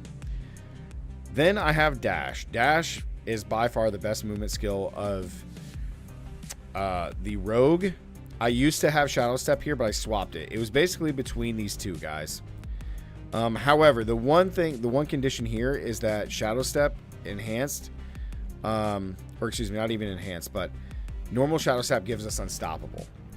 So this one I was very like reluctant to take off because not having a way to break CC is very scary as a rogue when you are fragile. So, but we took it off because we're gonna test this, and I really like it. But so we got dash down into discipline dash. So when we dash, we slow enemies, hence our crowd control. And then enemies that are already slow become dazed if they are slow already. Weapon mastery, guys, +3 ranks. So when we're using daggers, we do increase damage. Swords increase damage. Bows increase damage, etc. Right? Very good. We have agile. Using a cooldown increases our dodge chance. So we're gonna have basically a permanent 12% dodge chance. Okay, permanently. Almost all of our skills have cooldown. This has cooldown. Both of our imbuements have cooldown. So does Dark Shroud. So this is always going to be up. Then we have Exploit. We deal 18% increased damage to healthy and injured enemies. So this is really good on both ends. Then we have Malice. We deal increased damage to vulnerable enemies. Okay. So Puncture is going to CC us for slow and then also make them vulnerable. Right? So it's very good. So we deal 9% more damage. Then, of course, Dark Shroud. Pretty much every rogue build, chat, is going to have Dark Shroud for damage reduction. Okay, I wanted to add more points here, but I didn't. So we got the 8%, which is good. Then, of course, you have a 20 or 10% chance for it not to be consumed. Now, most people come in and take countering Dark Shroud. While you have 4 at least, you gain 8% critical strike chance. This one's very iffy. Towards the later stages of the game, it's going to be very hard to have this. Early game, I think this is good. But each active shadow from Dark Shroud grants us 4% increased move speed. So you spawn 5 of these. So you're talking about 20% increased move speed right off the bat. Now, I'm back and forth on these. I think in the earlier stages, I take countering to kill stuff. But in the later stages, when this is harder to have 4 all the time, I go this. Now there is a legendary power that you can get which just automatically gives you dark shrouds. So if we go here, right, and we go to rogue and we go to shroud, there is this one, enshrouding aspect. Gain a free dark shroud every 3 seconds when standing still. This one's tough because we're gonna be so fast, we're not gonna be standing still. So that's probably the biggest problem here. But this is a very good a very good one when you're just chilling, like attacking. Like, hey, I'm just like hitting somebody with my basic attack. Hey, I get a free one. So like this is definitely an option, but we're not taking it. So I'm going to keep this on for now and then switch to move speed. But so I'm going to have move speed like in the end. Then we got precision imbuement. Imbued skills deal higher critical strike chance. We have 2 imbues. Guys, almost always our stuff is going to be imbued. Like pretty much as we're continuing to fight, we're going to go from one imbuement to the next. So it's going to be insane. I'm going to put this back on here for now. But so our main imbuement that we're going with, guys, is cold. And I put 5 points into it. So we imbue our weapons, and our next 2 skills deal cold damage. Okay, because right now, these are our only 2 damage dealers. Twisting Blades is very strong, but I wanted something else. So we're going cold, and each time we hit somebody, we have a 35% chance to chill them. So chill, the more times we hit somebody that is chilled, they already have a normal chance to become frozen. Okay? So with 5 points, every single hit, we have a 35% chance to chill them. So like rapid fire is good. Twisting Blades is good. Rapid fire or barrage is very good, right? Flurry is very good for this. And then we have lucky hit. We get a chance to make them invulnerable. And then we have mixed cold, which cold imbuements, we deal 20% damage. And then it's 40% if they're frozen. So we're going to have a very strong chance to make them frozen and deal 40% more damage. Because it's against crowd controlled. They're going to be crowd controlled pretty much all the time. Then we have 3 points in frigid finesse. We deal 15% more damage against chilled enemies. And then the bonus goes to 30% if they're frozen. So they're always going to be chilled. They're always going to be under crowd control. And we're going to deal a crap ton of damage. Fist goes, I want to try Shadow Clone build. Instead of double imbue. Yeah, I thought about that too, man, but I'm gonna try double imbue only because I've never done it. Last month I tried Shadow Clone and it was strong, but I've never done double imbue, so I want to try it. Now when it comes to the second imbuement, we could always do Shadow, but I like the poison to just do more damage as they're frozen. So like when we freeze people and then we hit them with poison, they're just frozen, just taking damage over time while we're killing other stuff. Then, of course, it lasts longer. And then we have lucky hits. Skills have a 30% chance to apply double poison damage. So I'm going to try poison first. With only 3 points, I don't know if I like the injured enemies here for crit strike is really good.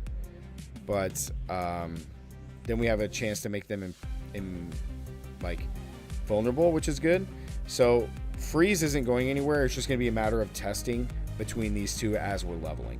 But right now, I'm going to keep poison to exactly fist for your point right there is when we go up against bosses, like this is good. So the other thing I thought about doing was taking 2 points out and putting 2 more points here. Because then with the lucky hit, we deal 240%. But I was like, nah, I need to make sure they're always frozen. So Morty, what's up, dude? Welcome to the stream. He goes, Warlug, I like the spin of your werewolf poison dot build.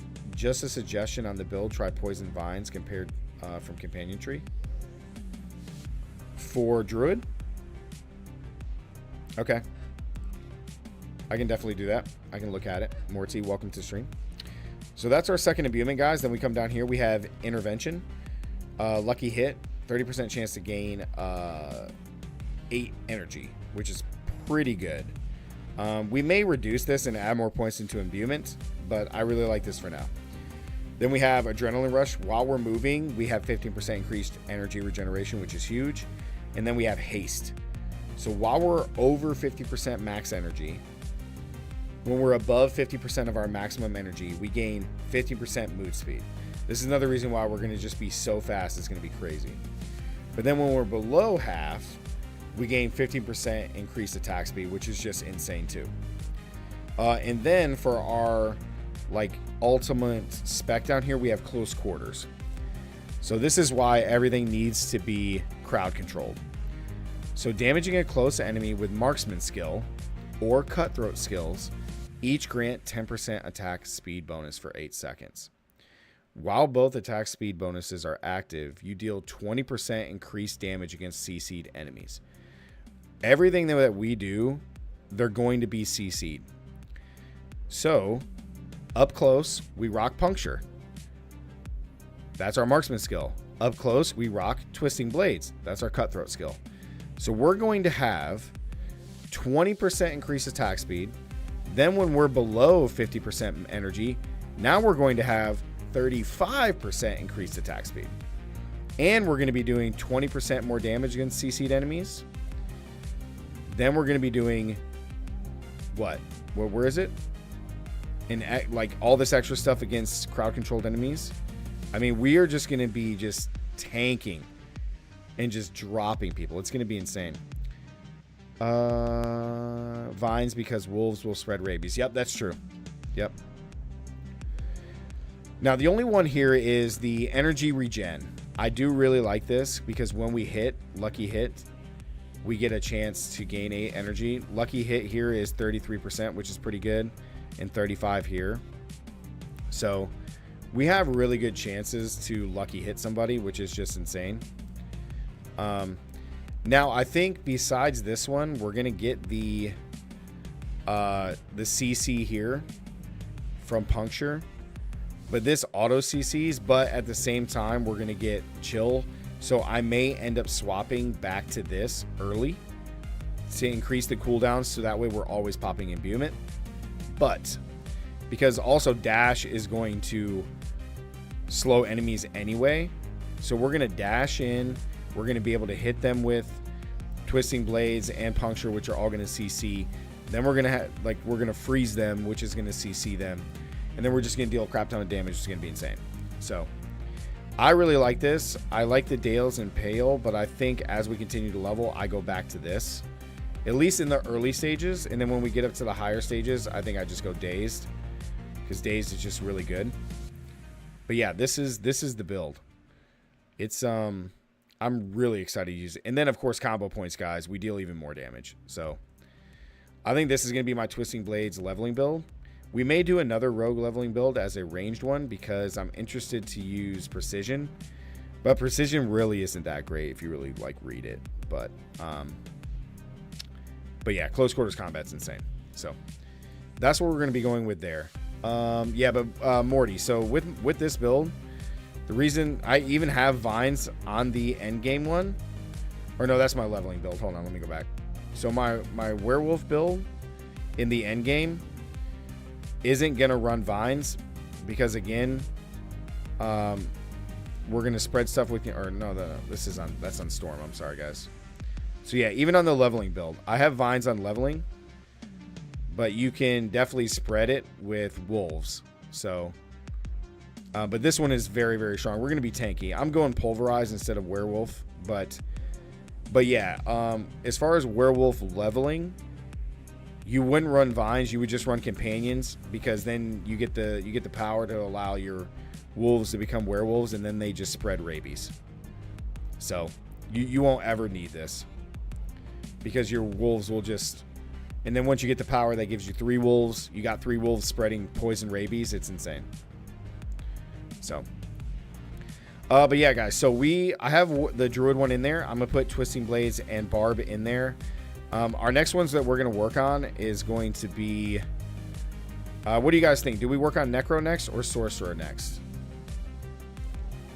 Are you guys interested in doing a build for one of those now, or should we just hop into, should we just go ahead and hop into some D3? What do you guys think? I am good either way.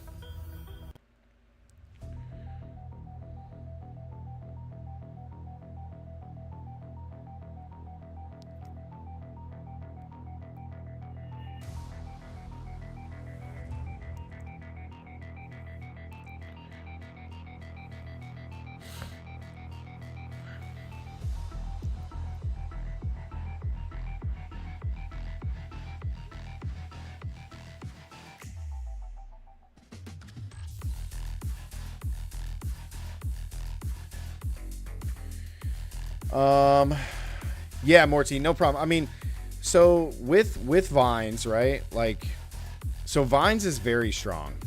It's very strong. But when you're going werewolf companions, you don't need to run vines because the werewolves are going to spread rabies. And the werewolves deal a crap ton of damage. So, and then with the power, right? When you got the power, like when you go to the power. So where is it?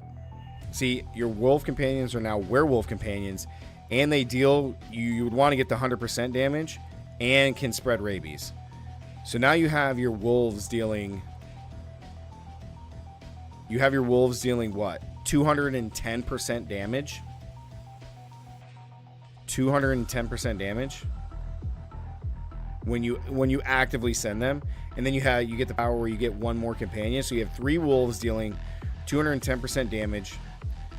They and they spread rabies, which means they're doing 20% more damage. So now they're doing 240% damage to poisoned enemies, and they just spread rabies. It's like these two things with this power is insane. Like it's nuts. It is nuts. So you actually never need poison creeper, because you're basically just running around with like you and 3 other wolves just like destroying stuff. Yeah, Morty. Yep, right here, man. Aspect of the alpha. Your wolf companions now become werewolves, and the werewolf companions deal more damage, and they spread rabies. So rabies, you shapeshift into a werewolf, and you deal poison damage over 6 seconds. Infected enemies spread rabies to surrounding targets. So if you have 2 or 3 wolves each attacking somebody, they're all giving those enemies rabies, and then the rabies spread to all other enemies. So in big mobs, rabies, like everybody's poisoned. Yeah, everybody's poisoned. And then you do natural rabies, which means it spreads even faster. So normally on a bite, a target gets damaged, and then you apply poisoning damage. Infected enemies spread rabies. So basically, as you continue to attack, everything spreads faster. So everything's poisoned nonstop, taking a crap ton of damage. Yeah, absolutely, man. If you want a quick version of this, so this is what you would do. So you would go claw, right, into fierce claw. Then you come down and you do tornado into this, and then you do blood howl. And then you do wolves. You max wolves. Then you would do... I don't think you need to fortify. You'd probably just do this. But I mean, this is kind of nice. The attack speed is... you could go either one if you really wanted to. And then you go rabies into this. And then basically, you got 1, 2... 3, 4, 5, and then you do like maybe debilitating roar. Really, to me, I'd probably do something like earthen bulwark, or probably like cyclone armor. Like bulwark works really well because then you get unstoppable. So you could do that if you wanted to, or if you really wanted to do something crazy, you could take this off and then you go grizzly rage. But then you would have to get this power where you go, where is it? So then you would get Dire Wolf's aspect, where Grizzly Rage now shapeshifts you into a Dire Werewolf. And then you gain all this stuff. So you could do that. So now you have this as an ultimate, but instead of shapeshifting into a Dire Werebear, you shapeshift into a Dire Werewolf. And you just demolish people. Like it's... But bulwark is also a very solid option. Like you could just not do this, and then you could just do bulwark. I mean, it's totally up to you. But this is just kind of like a baseline. You could even do debilitating roar, right? Because where is it? Debilitating roar now becomes a werewolf skill, and debilitating roar immobilizes poisoned enemies. So everything's going to be poisoned. So then you pop debilitating roar. And then you like slow them, and you or you don't even need to slow them. You would just immobilize them. So then you could have it heal you. You could have it fortify you, or you just like take the 1 point and then put a bunch of stuff somewhere else. Like, there's a lot of like possibilities with this. To me personally, I really would do these, go down wolves, and then I would take Grizzly Rage with the power. I think that's really cool. I think that's really cool. Because then once you get this, so then once you're doing this, like then you come into chess piece and you grab, then you grab Glee. So now Werewolf is your permanent form. So you're always in Werewolf form. Like always. Like it's just, you're always in Werewolf form, which means that with this armor, you're always in that. So then when you, what'd I do? So then when you, so the only time that you transform out is when you cast Tornado. So you're like always in Werewolf form, you cast Tornado, you come out of Werewolf form, and then you go back in. Yep. Everything gets poisoned, and you just do a crap ton of damage. So, yep. So we'll keep these two. Also, I don't remember what it is, the power that immobilizes all poison enemies. Yep. Yeah, that was the immobilize. Damn, Hive Mind, he said he missed the bar build. No, it's in there, man. I'll have posts to these. So I'm going to post both of these links, guys, in the Discord after the stream tonight. I'll have both of these posted. And then, like I said, I'll work on the spreadsheets for them. Guys, do you want to go in and do a... Should we do Rogue, or excuse me, Necromancer or Sorcerer leveling build? Or should we just go ahead and hop into D3? What do you guys think? I'm down for whatever. Holy crap, dude. Prophecy. It's over. Cheers, brother. Cheers, man. Appreciate that. Thank you, brother. D4 content over D3 content. All right, cool. So here we go, guys. Let's do this right now. Sorcerer or Necro next? You're done with theory crafting, so it's up to you. Well, let's see. It's 8:45. We're going to stream until like 10:30. Yeah, we're going to stream till 10:30. All right, so let's do this. Let's do 15 more minutes of planning, and then we'll swap to D3. Sork. All right, guys, let's do Sork. You guys are down with Sork? Okay, so this is how I kind of like to look at things. I like to look at these bottom abilities first, and then I also like to look at what the enchantments are. So, the chat, does anybody have something that they like about Sorcerer for a leveling build? Whether it's a enchantment base or... I like to look at this stuff first. Freeze is really strong, but I kind of want to do a burning build because of all the burning changes that they made. Frost Nova Prophecy. You got to go chain for leveling. Okay, so if we're going to do chain for leveling, close enemies take 10% increased damage from my shock skills and deal 20% less damage to me. Critical strikes increase these bonuses by 25%. So when we crit, we deal 35% increased damage to enemies from shock skills, and then we take 45% less damage for 3 seconds. That's pretty good. Okay, so we're going to take Veer's... Where's Tad? Tad, where are you? Sexy Beast, welcome to the stream too, by the way. So we're going to do Veer's Mastery, since we're going to do Electric.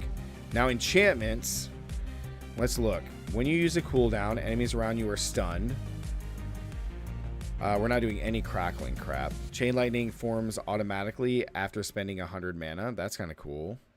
When you stun an enemy, there's a 45% chance to release 3 charged bolts.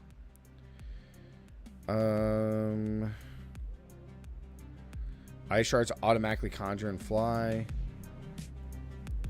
Let's see. Your conjuration skills. Upon getting hit, you have a 5% chance to apply ice armor. Evade is replaced with a short range of teleport. That's kind of cool. Every 40 seconds in cooldowns, you spawn ice blades. That's Blizzard. ball lightning. Lucky hit. Critical strikes have a 25% chance to spawn a static ball lightning. Basher, what's up, dude? Oh my god, this is so sad. Good luck in life. Okay. He can theory craft the Necro. Alright, so what enhancement do we take, guys, for lightning? Or do we just take something like Fireball? Can enchantment Ice Shards and Frost Nova combo? So Ice Shards automatically conjure and fly towards frozen enemies. So we'd have to freeze them and then it flies towards them. I guess so, yeah. 3 charge bolts. I don't know if I like that.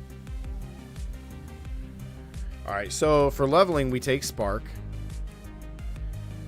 for critical strike, and then we take Chain Lightning. Yeah. Oh, no, it's this one. Wow, that used to be 25%. Now it's 10%.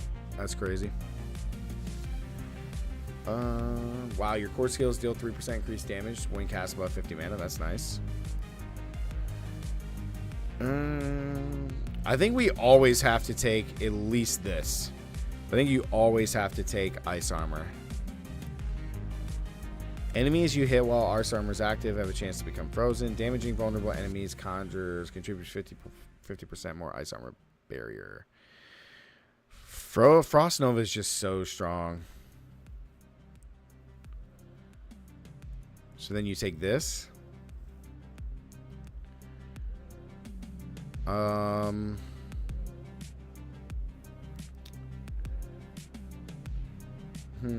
Does Basher have something up his sleeve? That was random. Yeah, I mean, could be a troll. Who knows? Who knows, man? Trolls are the best. If you're in group, would Frost be good as well? I mean, Frost could be good. Now, for the leveling builds, we're not basing it on being in groups. So you want to do this as just as a form, just overall leveling.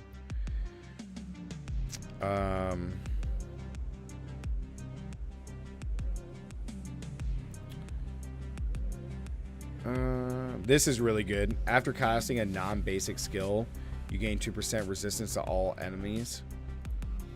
Like, that's just really good. Why would there be 3 ranks? Some people's kids, man. Yeah, I mean, there's always trolls, dude. Always trolls. I really like that. When above 50 per 50 mana. Let's look here. Critical strikes with shock skills have up to a 5% chance to form crackling. I don't like crackling energy at all. Each time you stun an enemy, you deal 15% lightning damage to them. So this is good, because now we're going to be able to stun. Where do we stun? Every time we stun. Is there a way we stun? Oh yeah, I got trolls all right.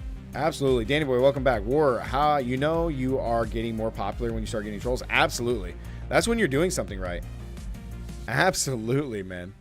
100%. It's over 9. It's a good thing, dude. And it's a big part of it is you know, you got to have empathy and stay humble for people like that, because you know, I think those people are just sad, man. They're just sad. That's all. They're just sad people. It's easier to hate. It's easier to hate, man. It's just easy. Oh man, this person sucks. You know, it's just easy. I think people find it easier to hate instead of just being like, wow, man, you're doing really good, or like, that's so cool that you completed that, or, you know, whatever it is, you know. It's just easier. And then people compare too. They're just like, I think about it all the time when like people comment and troll on my YouTube videos, because it'll be like, what was the next troll? I think we had another troll that was really good on my one video. Let me see. I think I have it. Yeah. This my launch video here. My tier list. I think I have, like, it's just a really good troll. Where is he?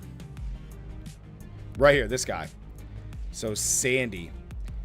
He has 1 subscriber on his channel.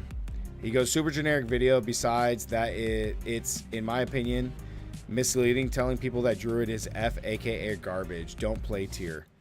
Also, I don't know how you can skip playing until 25. Lastly, people will play on World Tier 1 difficulty. Therefore, you can literally run half naked with any class in any build. You will still manage to blast through the game until you get Capstone Dungeon. So I think he looked at both my videos and just made it into one comment. So I don't know how that my opinion misleads people, because it's my opinion, right? I think collectively we can all agree up to level 20, like, Druid was pretty bad. So again, this is where, like, people get out of context for the question at hand. So this is my tier list at launch. So, like, as you start playing Diablo 4, I think we all agree that the Druid is pretty bad early, right? And I did say, thank you, Demon, and I did say this is based off of what we've played. And I mentioned in there that this has no reflection on the potential of endgame stuff. So this is at launch, as soon as you play the game, up to level 25 that we played. I think we can collectively agree that even up to 25, like, Druid wasn't that great. So I don't understand it. And then also, I don't know how you can skip playing it until 25. I don't know what that means. Lastly, people will play on World Tier 1 difficulty. Sure. Okay. Therefore, you can literally run half naked and still manage to blast through the game until you get the Capstone Dungeon. This is true. We talked about this in our World Tier comparison video. So, but, like, the beginning part, this part, is just pure hate, man. Super generic video. So he's insulting my video after he watched it. And then he didn't watch the whole thing, because then he said, besides that, it's, in my opinion, misleading to tell people that Druid is an F, aka garbage. So what this tells me is that, like, he must have played Druid and had just such a great time. The fact that I put Druid in the F tier category must have insulted his identity or something. Or, like, his pride that he was a Druid player or something. I don't know. But again, this is, like, taking it from their experience. This is something I've talked about, like, in general, you know, about things. And I think people get entrenched on, like, their builds. So, for example, right? Like, I talked about this in Apex all the time. All the time. So in Apex Legends, if you guys have played Apex, Bangalore was my favorite character. I played the most time on Bangalore. But even though she's my favorite, of course I'm going to, like, hold her in a high regard, right? Because I love playing her. I think she's amazing. But when you take that part away and you apply actual, like, realistic, objective logic, like, be objective, well, yeah, okay, Bangalore isn't the greatest legend. She's a mid-tier legend. So in Diablo, like, I want to play Rogue or like Druid, for example. Like, in the early game to 25, Druid is probably going to suck. But if, from what the dev said, and a lot of people are saying, is that the Druid on endgame is going to be amazing, even if I'm, like, so excited to play that, and just, like, I know Druid's going to be amazing, I have to be realistic and objective about it, going, well, yeah, hey, guys, I'm playing Druid. I got to level 100. My build is amazing. Like, after it's all said and done, I make a video going, hey, Druid is just the greatest. But early game, Druid sucks. So if you can just slug through the early game and get to the mid game, late game, then Druid is amazing. But someone like this is probably just going to say Druid is amazing no matter what, which obviously is not true. They can just watch the TikToks.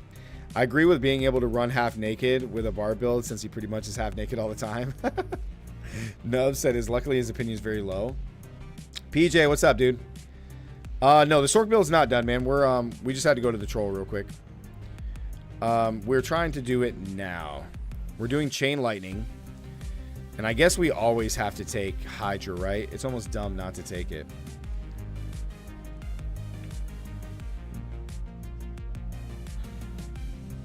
Yeah, PJ, we're almost there.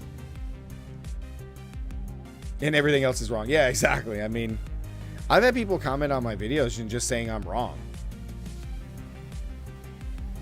And that to me, just like his comment of a super generic video, like that's just opinion. That's just you not liking my video, which is fine. Like be entitled to that, but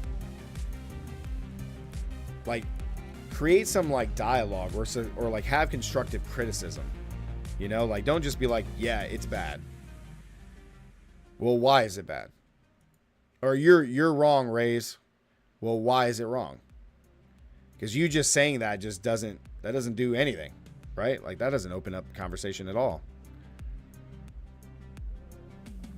Let's see. I think we have to take Hydras, right, guys? I think it's dumb not to take Hydras, right? Do we take ball lightning? Oh, absolutely. That's why I always say, Raise, like, that's why I always say, like, I might not have all the answers. I'm going to try to be as knowledgeable as possible and give you guys and be able to answer the questions that you guys have for me. But I'm not going to be the, like, have every single answer to absolutely everything. That's why I always encourage, like, us as a community to help each other out. Like, help me out. I help you, you help me. We have a great time. We figure it out together, and we blast. I mean, yeah, chain lightning is just so strong. Do we have to go? I think we just go this and we go Hydras, right? I think we have to.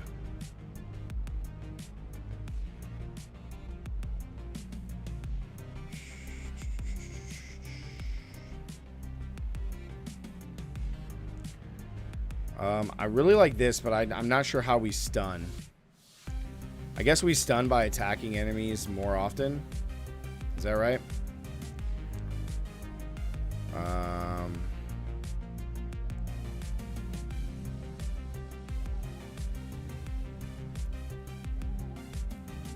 All status alignment? This isn't in here. I think stun is... I think we stun them by attacking them more, right?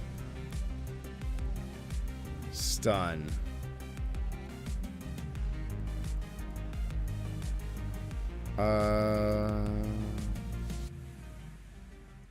I think there's no like normal way to stun them. I think you just have to stun them with something. Shoot, that's why I always bug in chat. Absolutely, dude. It's not annoying, man. It's just trying to get answers. Hitting enemies with shock skills increases your critical strike chance. Resets upon critical strike. That's nice. Increased movement speed. We don't necessarily need that. Enemies deal 5% less damage after being critical strike. Shock skills have a... Oh, here we go. So we do... I don't think we need the movement speed. I like the 5% less damage. So lucky hit. Shock skills have a 9% chance to stun. During the slam, I did Hydra and Lightning Spear was pretty good. Lightning Spear, huh? We're taking Veers.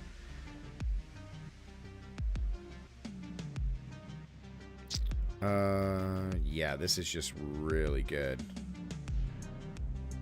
So we take that. We don't need this. Spear. This seeks out enemies. Oh, that's kind of nice. Oh, here we go. Lightning Spear stuns enemies for 2 seconds. Oh, when critically striking. Okay.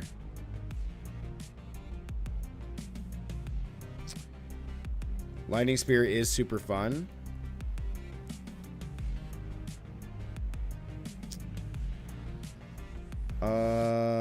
Paragon side. So, PJ, we are doing a Sorc leveling build. Let me rename this. Let me save this real quick. Sorc leveling build. So we're doing a leveling build up to 50. So we're not doing Paragon and Endgame. We're gonna do those later. Let's check. Let's check. So let's do, oops. Let's do spear. Lightning spear has a chance to spawn an additional lightning spear when you cast. Yeah, and it's a codex too, so that's nice. So yeah, so we could go 1, 2, 3, 4, 5 with lightning spear. We don't do ball lightning, and we don't do cataclysm. Okay, and then we do more damage. Okay, so now let's look at some passives here, because I like all 3 of these. How many points do we got? 16 points. Holy crap. Cool. Firewall is dope too. No cooldown. Yeah, we're still trying to figure out what to put in our enhancements here. We don't want crackling stuff.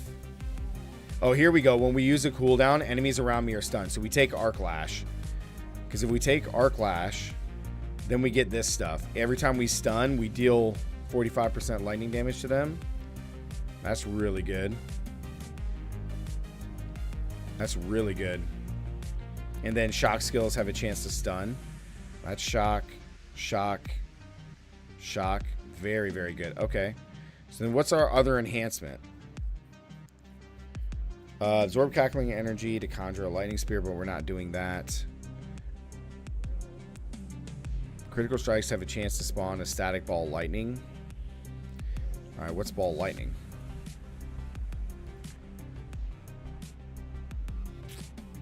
Yeah, that's kind of whatever. We don't necessarily need that. We need mana sustain. Yes. Okay, so let's see.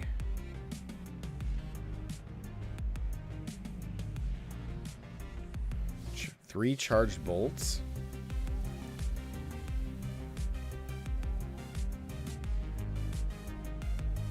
So we need mana sustain. Okay, let's look at that.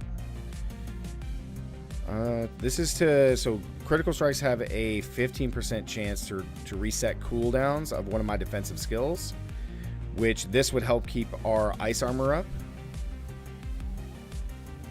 Enemies you hit while ice armor is active have a chance to become frozen.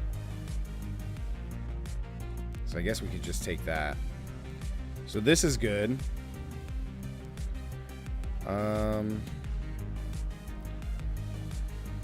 Why are you against crackling?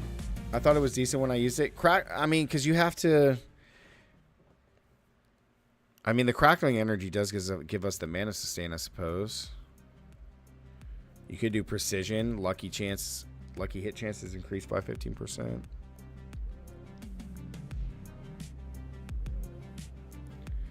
I don't know. I felt it was really weak.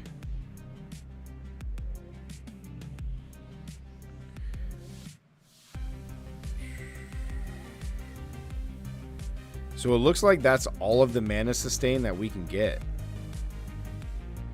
So crackling energy gives us 4 mana. Absorb crackling energy has a chance to give us lightning spear.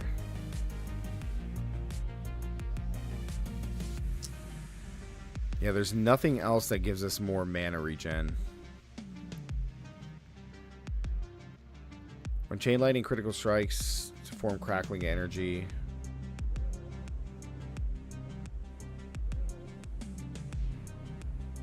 Yeah, there's nothing else that gives us mana sustain. I think it's worth getting. I used it. So crackling energy, let me look.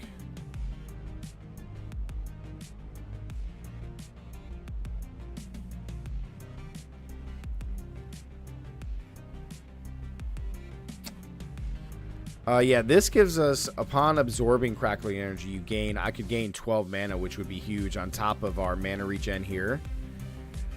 I mean, if you wanted to take Frost Nova making enemies vulnerable, we swap this and do Frost Nova generates mana per hit. I don't know how much mana it would give us, but... Deadly Dog, what's up, dude? Welcome back, man. I ran Fire Armor when I ran Beta. It was nice.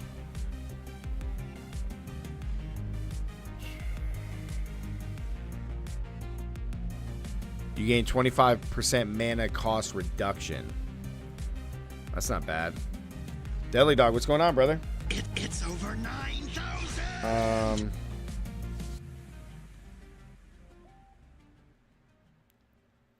Awesome.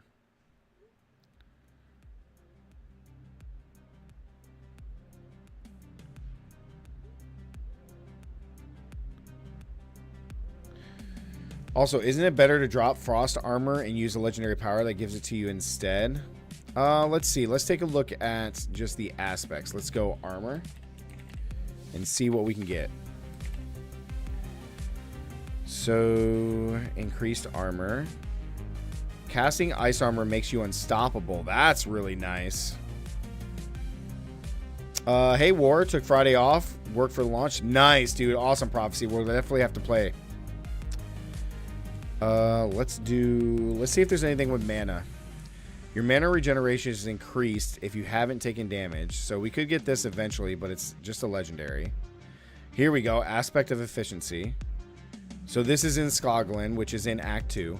Casting a basic skill reduces the mana cost of your next core skills. So we need that.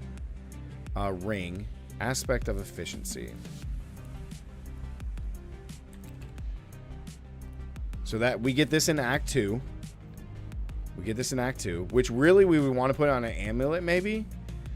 Because if we'd get it at the lowest out of the dungeon, which would be 10, so it'd be 15%. That's actually not bad. Let's see here.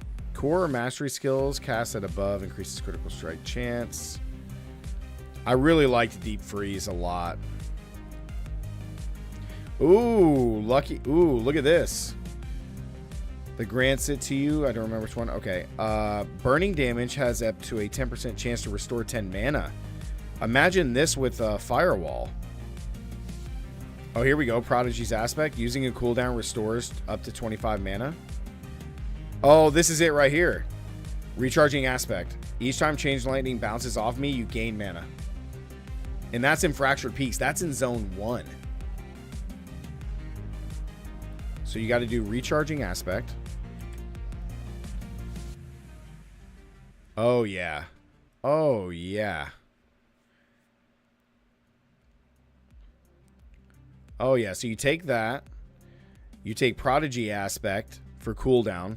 So using a cooldown, which would be Ice Armor, Frost Nova, Lightning Spear. So you're talking about 3 skills that give us cooldown.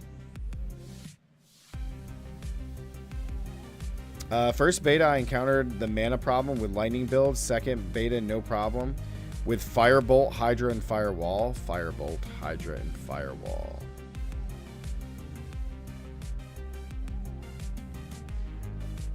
Ooh, Firebolt generates mana when hitting a burning enemy.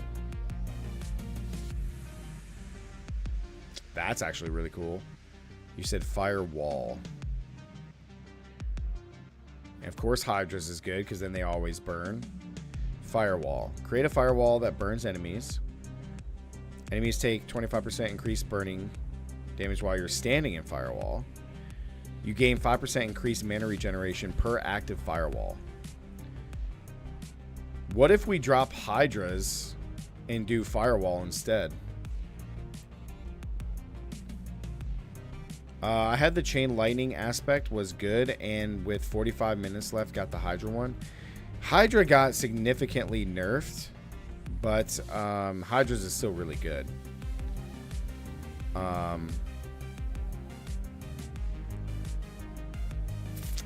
Ooh. While unstable currents is active, crackling energy continually pulsates and consumes no charges. So absorbing crackling energy gives me mana back.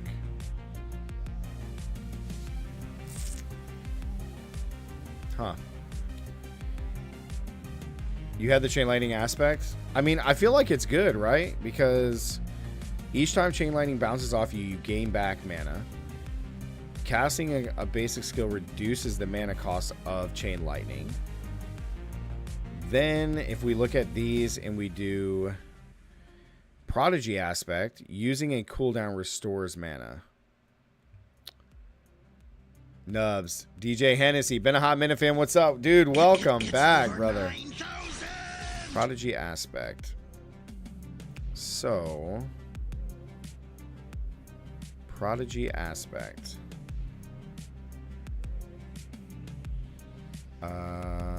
So we would put recharging up here.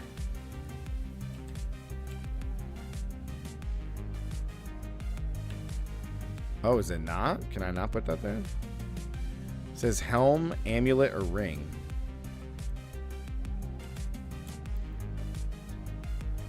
Recharging aspect.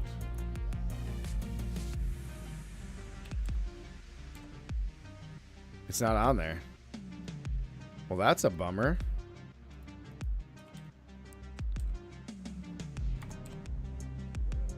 Okay. So what was this one again? It says ring. Prodigies. I wonder if I can put prodigy in here. Nope. Can't do that. What about efficiency? No, can't do that one either. Damn. Look at aspect of the umbral.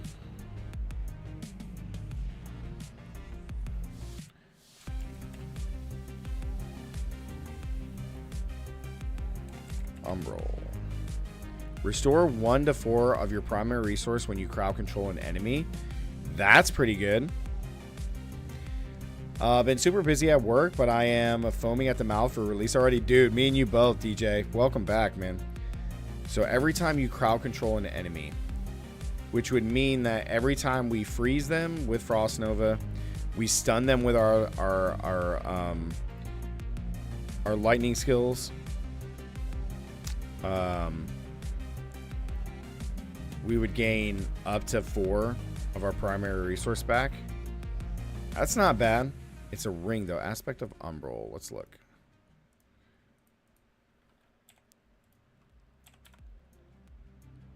No, it's not there. I think it's only a ring, so we can only pick 2.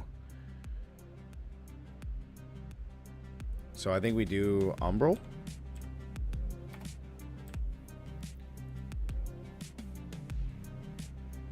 That one's pretty good. It's either that one or you go... But look at this, though. Lucky hit, burning damage. Oh my god, look at this. I mean, we could go fire. Because burning damage has up to a 10% chance to restore 10 mana. So burning damage is non-stop. So... if we look at like Firewall, for instance, so every 8 seconds, so 8 seconds, it's nonstop. We could get lightning hit. And then every time here, burning for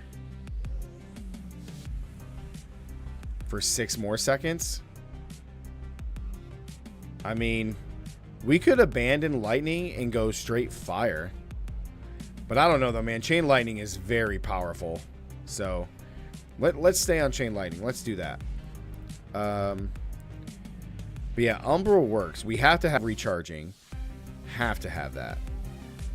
A cooldown, like, so using 3 skills would regenerate mana as well. That's pretty good. But I kind of like that umbral.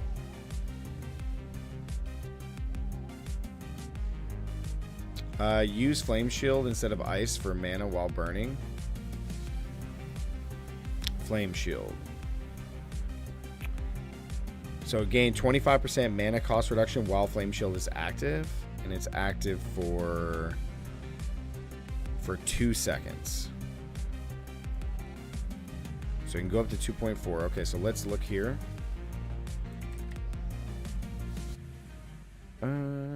Flame shield lets you move unhindered. Enemies you move through while flame shield is active are immobilized. So that also helps with the CC part. So that's the only thing. So we're only 2 seconds in flame shield. And ice armor gives us 6 seconds. That 25% mana regen, guys, is just so good. I don't know how we pass that up.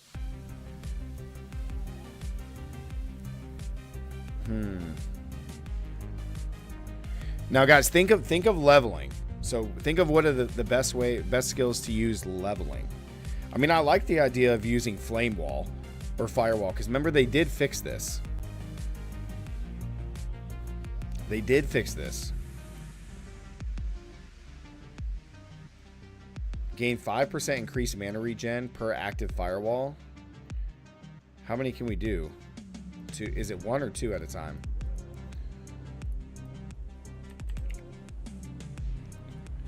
Coming into contact with your firewall gives me... Okay, so there's no other bonus there. So once better spent... Oh, okay, so that's how you're looking at it? That like power when enemies are burning. Burning. Yeah, right. Yep. Incendiary aspect. Burning damage has a chance to restore mana. But here's the thing, though. If we're burning with Firewall and Hydras, like, what are we like dumping the mana that we're going to be so heavily induced in? Like, if we're going to have so much mana, like, what are we spending it on? Because casting Hydra every, what, 10 seconds? And then casting this every, basically same thing, 8 seconds. So you're casting these and then every 10 seconds, like, what are we dumping our mana into?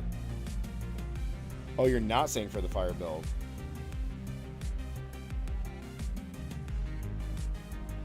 Ooh, so maybe, so you're talking about taking Firewall as part of this? So then we drop Lightning Spear then, right? Oh, I guess we could keep the burning from Hydra. So we could keep Lightning Spear and then just take this. The Incendiary. DJ, going to play the Rogue finally on Server Slam, but the range felt a bit lacking. Jump back onto unoptimized Lightning Sword, it's still wrecked. Lightning's insane. Enchant Firewall to cast more equals more mana regen. Enchant Fireball for explosion upon death. And mana going into, but keep Hydra and don't get wall. So drop Ice Armor and take Flame Shield. So 2 seconds in Flame Shield, we get move speed, burning enemies around us, and then we get mana cost reduction while shield that. So for 2 seconds, we get the cost reduction.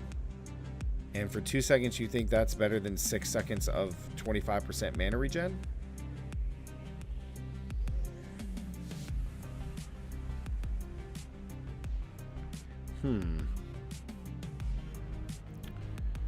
I don't know, guys. So you're talking about the cost. So take the cost away, 25%. Okay, I mean, I'll go with you on the idea, but then what are we pumping the mana into? Because if we're going to have cost reduction, and then we're going to gain so much more back when we're burning, what are we dumping the mana into? It has to be something, because Hydra's is only every 10 seconds. And then if we have the legendary where we get a second one of these, we cast these 2 instantly, and then we're gaining so much mana. What are we pumping it into? Chain Lightning? Oh, I see. And we Chain Lightning that way. So what's the cost here? 35? So let's go into our calculator. So the mana for Chain Lightning is 35. So times 0.25 is 8. So 35 minus 8.75. So each Chain Lightning is 26 now. 2 seconds is too short. If there are many mobs, you'll be short on mana. So for 2 seconds when we spawn chain, or like when we do Chain Lightning costs 26. But while enemies are burning, we have 10% chance to restore 10 mana. I mean, I like this ability for sure.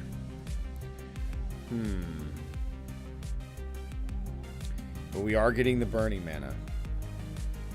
Okay, so hold on. I like this idea. Let's look at stuff. Let's see if there's anything that gives us a chance to gain even more. So you deal 10% increased critical strike damage to burning enemies if they are also immobilized. Lucky hit, that makes them immobilized. Okay, here we go. For your surge, killing a burning enemy increases your mana regeneration for 10 seconds. So this right here with burning replaces enhanced armor. So we're going to take ice armor away. Because this by itself, when we kill somebody, we get 30% mana regen for 3 seconds. So that replaces it. So we'd almost have to... 2.4 seconds. I guess 0.4 is not enough for 5 points. Okay. Yeah. I think we dump that. I think you're right. So then do we even keep Frost Nova? And then because we have Elemental Attunement, which gives us the chance to reset this, which would be huge. So, Incendiary Aspect. So let's look. So when we CC, we have to keep both of these. So we don't have a way to... I don't think we have a way to put that on there.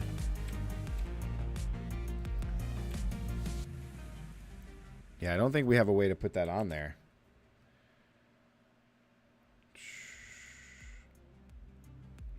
Dang.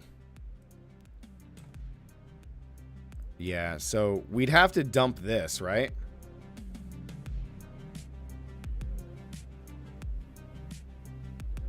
Don't your Hydras also burn? Yeah, Hydras burn, but they don't CC.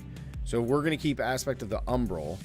We gain based on CC, but is 1 to 4 per enemy CC'd better than the burning chance to restore 10 mana? I think Incendiary would be better, right?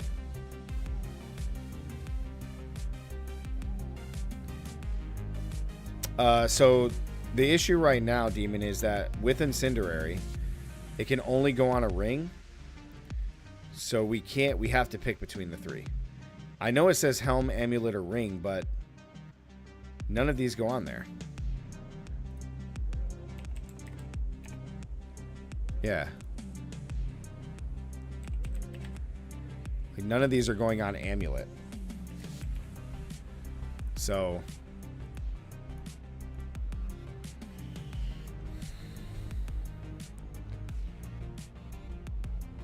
Okay, so we would put...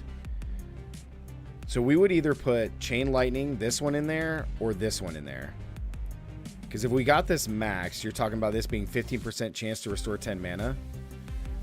Or 6, 50% more would be 9. So yeah, we would do either this one or the other one in the necklace.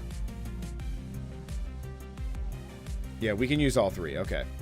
All right, so when we burn somebody, we gain back mana.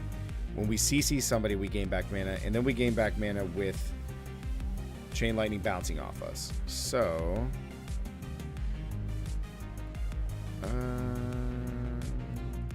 okay.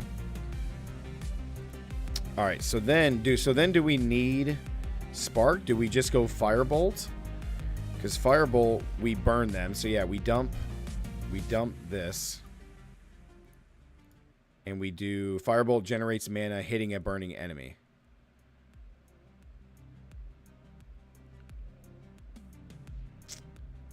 So if lightning skills and others are CC when it calls Hydra to help gain mana. Hydra is only going to gain mana from burning. Because Hydra is not the thing that's CCing them. Aspect of Binding Embers. Flame Shield lets you move unhindered. Enemies you move through become immobilized. Oh, that's huge. So we're not going to add this one in here as part of leveling Demon because it's not a codex, so we'd have to hope we find this. So we still keep Chain Lightning. And let's see.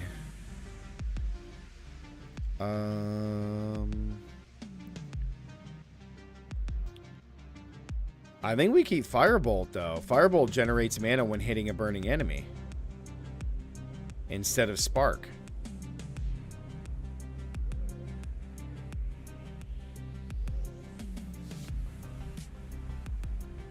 Yeah, critical strike. Yeah, gives us a chance to reset cooldown, which means we could reset Flame Shield. So do we even keep Lightning Spear then? I don't even think we keep Lightning Spear. I think at this point, I think we do take Flame Wall instead of Lightning Spear. Or we could take teleport. We could take teleport.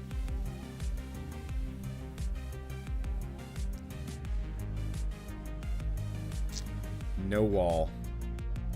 So we remove lightning spear. We could take teleport. That's an option. So no flame wall.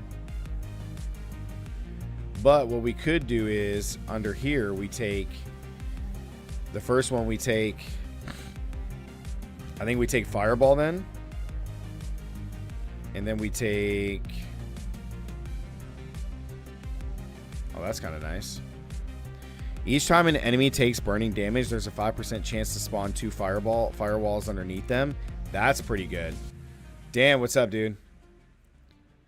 Hi. Wizard has good AoE and single target for the most part, yeah. Yeah, so we're going to take fireball first. I kind of want to take firewall as the second one.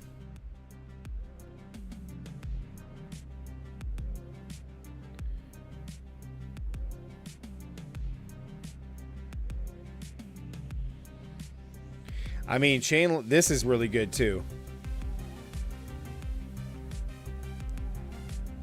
Yeah, we got firewall or fireball.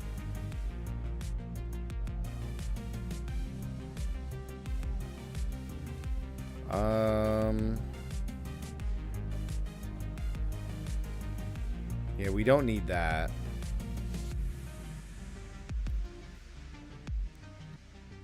I think we take firewall. Upon getting hit, you have a 5% chance to gain ice armor. So what would be the normal ice armor? Oh, we get a shield. Okay. I mean, that's nice. Yeah, because this just gives us a barrier. This actually doesn't gives us a shield. Or no, a barrier. This gives us a... I mean, that could be nice as a defense. But man, this seems really good. Each time an enemy takes burning damage, there's a 5% chance for 2 firewalls to spawn underneath them for 3 seconds. Basic firewall says create a firewall that burns enemies for 160% damage. You're trying to get more burning than you need. So then the second take ice armor.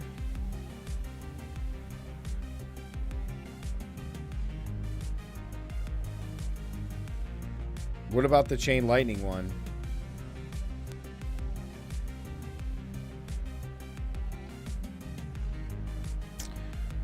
Direct damage from skills applies chill, which is CC. Go with ice armor. Chain firewall build was God in Server Slam. I mean, this seems good. Firewall seems good. And then I kind of like Frostbolt. Direct damage from skills applies 15% chill. That also CCs them. I guess I'll keep ice armor for now. But Fireball has to be there. Yeah, I think... I mean, that seems good. 15% chance to chill, so we freeze them and burn them? That seems pretty good.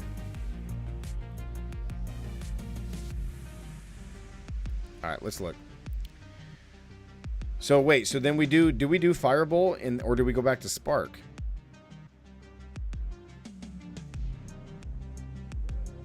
I think we'll have enough mana from burning them. So maybe we don't run Firebolt. I think we run Spark.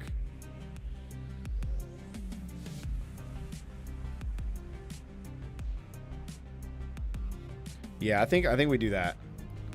Yeah, I think we go back to Spark. Yeah, we go back to Spark. So 1, 2, 3, 4, 5. So I have 1 slot left. Let's look at these real quick. After standing still for 1.5 seconds, your Pyromancy skills cost 5 less mana.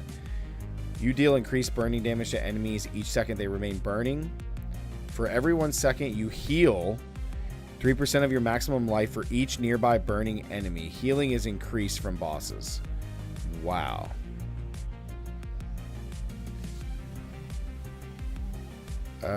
So I think we still take Veers, but let's look at these real quick.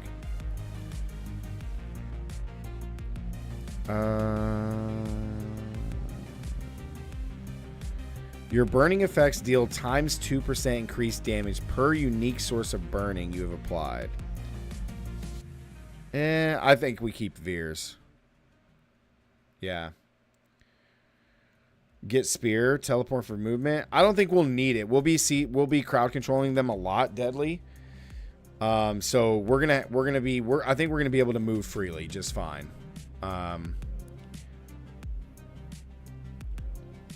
Yeah, I think we're gonna be able to move pretty freely. And if so, then we take Glass Cannon. So we'd only have 3 points left. I don't know. I'm very iffy on Glass Cannon. Lightning Spear stuns for 2 enemies when critically striking.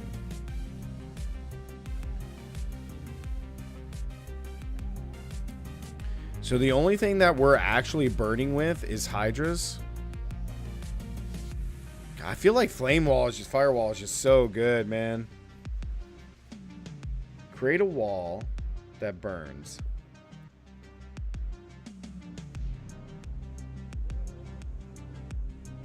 After leaving Firewall. But I feel like if we took Firewall, then we'd have to drop Hydra. But Hydra's is pretty good. Yeah, Hydra's is real strong.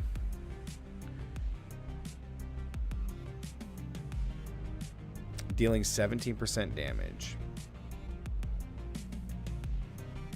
Yeah, but wouldn't Firewall be better for burning damage instead of Hydra?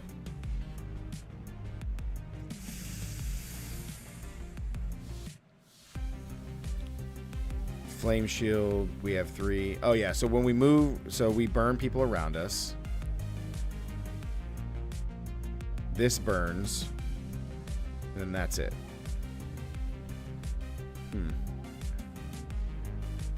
And Fireball Enchant, yep. So Fireball Enchant when we kill somebody. Explodes people around us.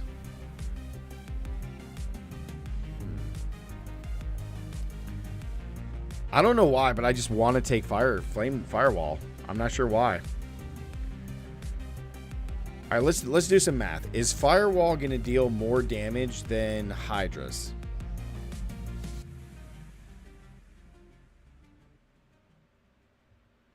I think I'm trying to combine 2 things here.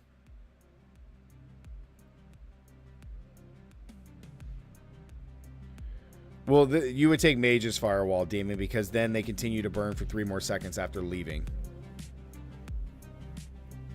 So they would burn for... They burn for 8 seconds total if they stand. But then as soon as they move out, they burn for 3 more seconds. I guess Hydra's is still good. Yeah, wall only burns. Don't they have to move through Firewall? But Hydra shoots them. Well, you cast this on them. So you cast a Firewall on them. And then, you know, as they're moving, if they choose to move out, then they would still burn for 3 more seconds. This makes them hit and they just burn. So, yeah, Hydra's is still better because as we hit enemies, they just need to burn to get the CC. They just need to burn to give us the mana regen. So, yeah. Drop Nova and add Firewall. Splinting Energy. Let me see. Lightning Spear has a chance to spawn an additional one. Okay. So we could do Gloves, Splinting Energy.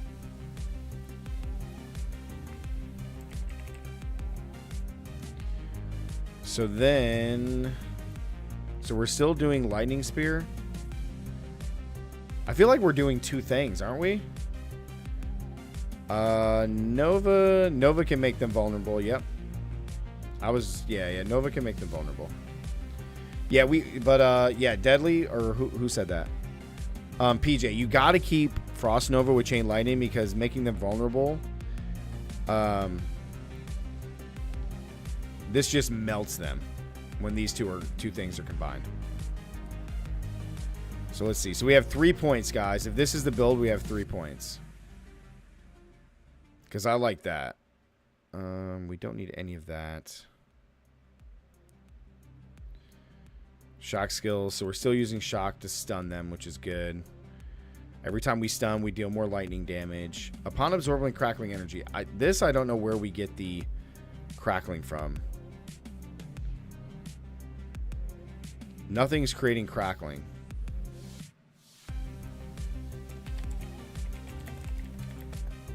Let's just double check. Crackling energy periodically damages enemies around me. If hit, crackling energy. I get it from Spark.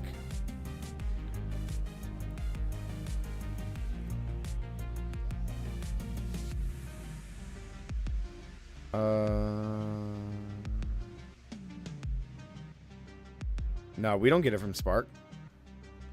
If we take this, we do. But wouldn't we want the 2% increased critical strike? Killing an enemy has a 10% chance to form. That's the enchantment, Demon. Glass cannon's very good, yeah.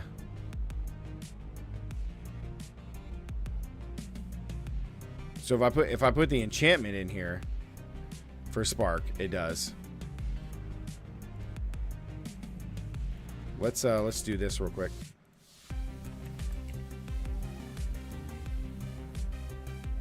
Crackling energy has a 20 to 30% chance to chain to an additional enemy. So chat. I went as Spark Enhance, not Enchant. Each time Spark hits a primary target, it has a 40% chance to hit up to 3 additional enemies. If there are no other enemies, Spark deals 20% increased damage to its primary target.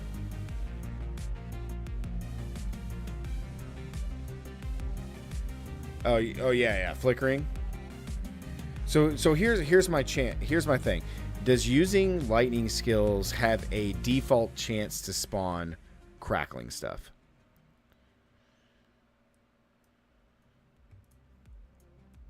Okay, lightning-based sorcerers can generate and pick up crackling energy.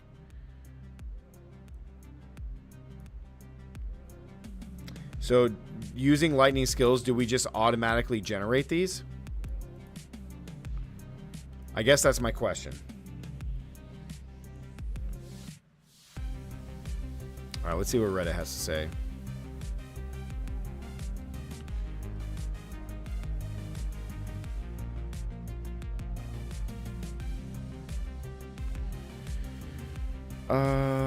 Here we go.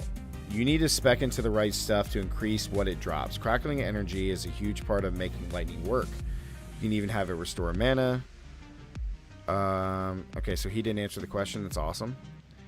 You drop crackling energy from dealing shock damage to mobs, like Spark, Flickering Spark, Chain Lightning, Destructive Chain Lightning, passive Static Discharge. So let's look. So Flickering, and then Destructive.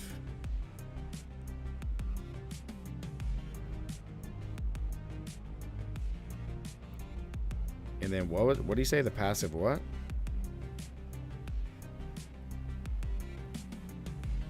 Oh, here we go. Yeah. So lucky hit, critical strikes have, with shock skills, have a 15% chance to form crackling energy. Yeah, no, I will never not take greater. But see, this critical strikes with shock skills. So wouldn't we want critical strike chance?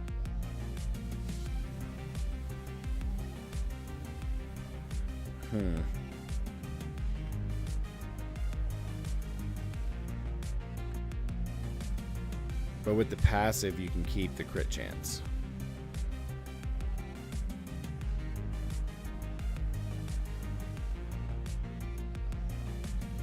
So do this so we don't take the... So 8% critical strike is pretty good. I guess this for crackling.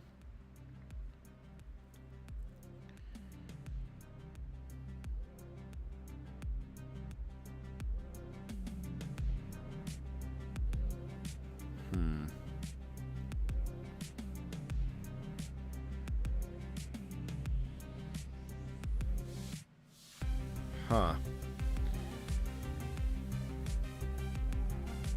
Since you have the passive below, you can keep spark on crit. Oh, because of this. Okay, yeah. Critical strikes have a 15% chance, so it's a better chance to give us crackling. But then doesn't...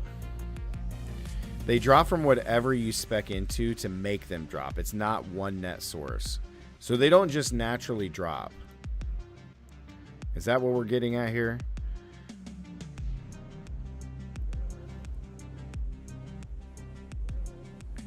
There are certain passives and some of the lightning skills that affect the proc rate of the orbs. So there is a proc rate.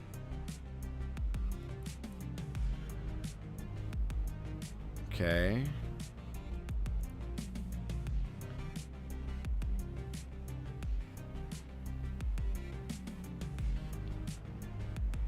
Okay, so so crackling energy seems to spawn from using critically striked focused chain lightning. Okay, so yeah, we just do that.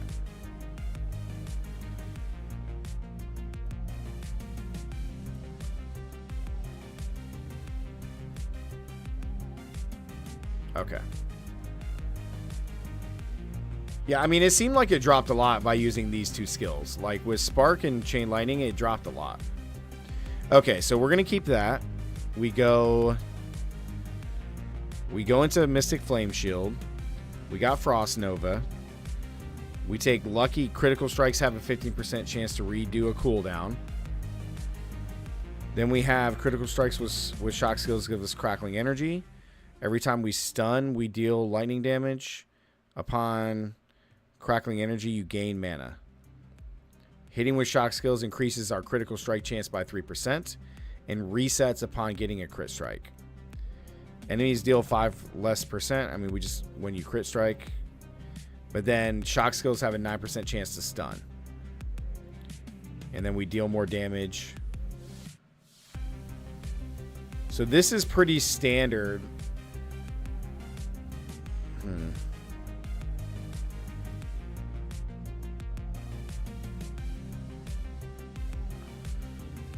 So what are we doing for CC? Oh, it's the one ability, right? The one power.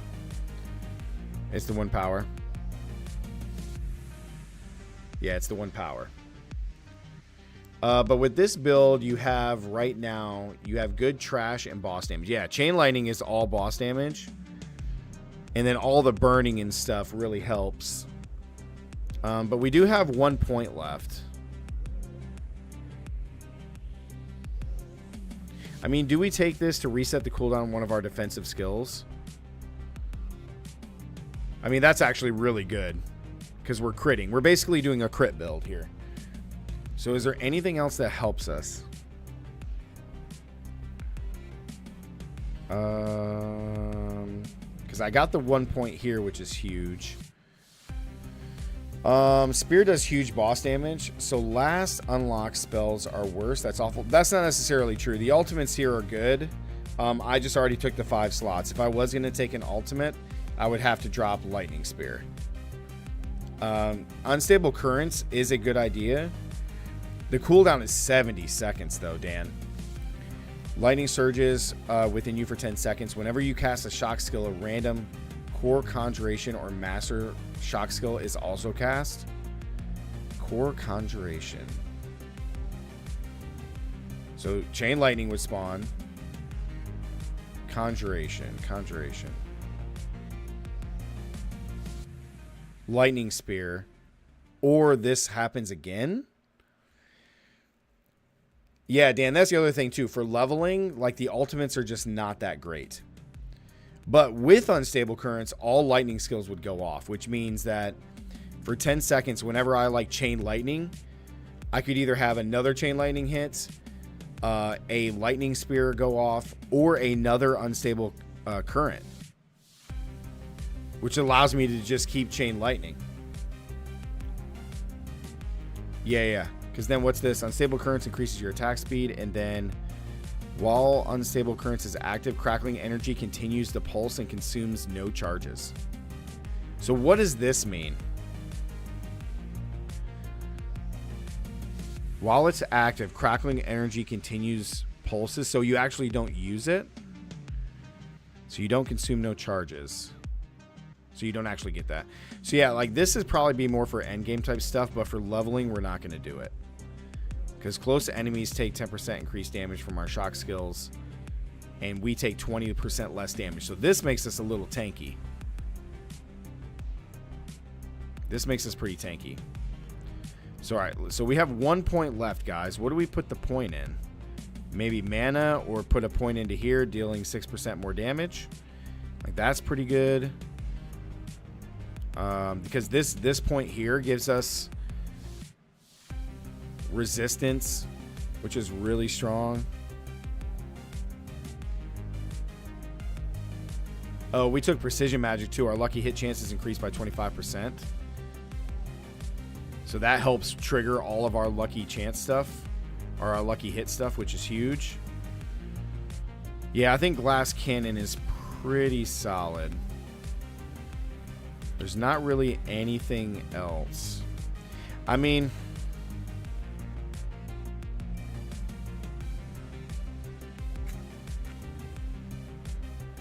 yeah. I mean, what about this? Elemental Dominance. Your core skills deal 9% increased damage while over 50. So that, I mean, that's good. I can't believe you spent the whole stream doing builds. I remember back in the day when you cared about D3. It's over 9,000. I think this is good. So we're critting a lot. Killing a burning enemy man. But we are going to have 3 things. So when we chain lightning, we gain mana. When we CC somebody, we gain mana. And then the other one is when we... What was the burning one again?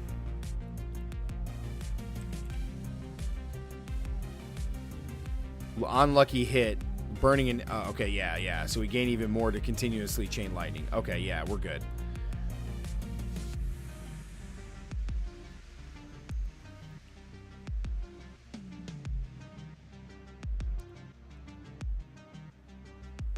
Regeneration is increased.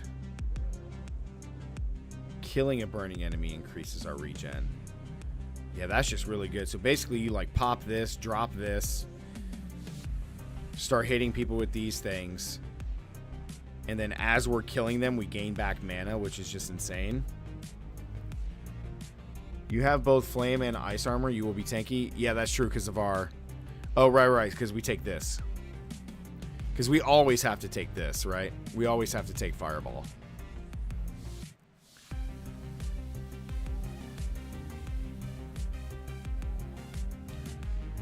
And then we take the Ice Armor one later, so that way later in the game we're tanky. All right, I think we're good, guys. What do you guys think overall? Do Legendary have presets or it's random? No. So like if you go to the gear one here, I'll show you.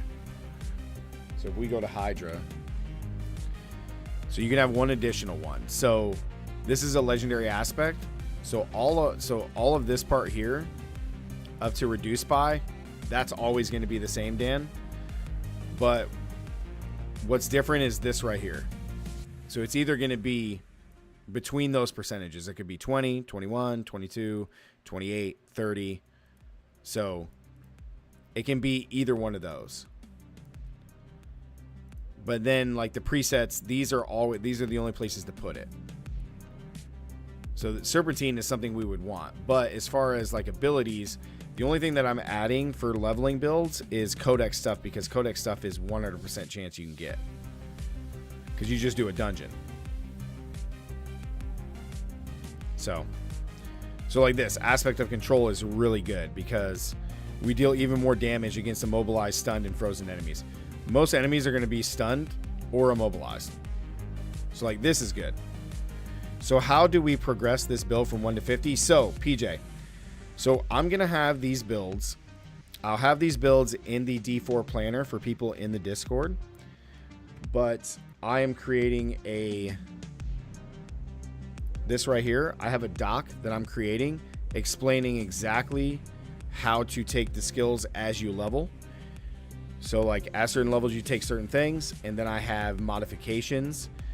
I show you what points to use on you with your renown on what skills, and then I have any modifications. So for example, with my Druid build, yeah, let me save this. Yep. So for my Druid build, for example, you're going to take Landslide, but then as soon as you get the power for Druid in Act 5, or if you find it on a legendary that changes Pulverize to an Earth skill, you have the modifications here, which show you to, once you acquire the Ursine Horror Codex, you change Landslide to Pulverize, because now Pulverize is an Earth skill. So I'm going to have this for each, just like Barbarian down here. I know you can't see it right now. Let me swap.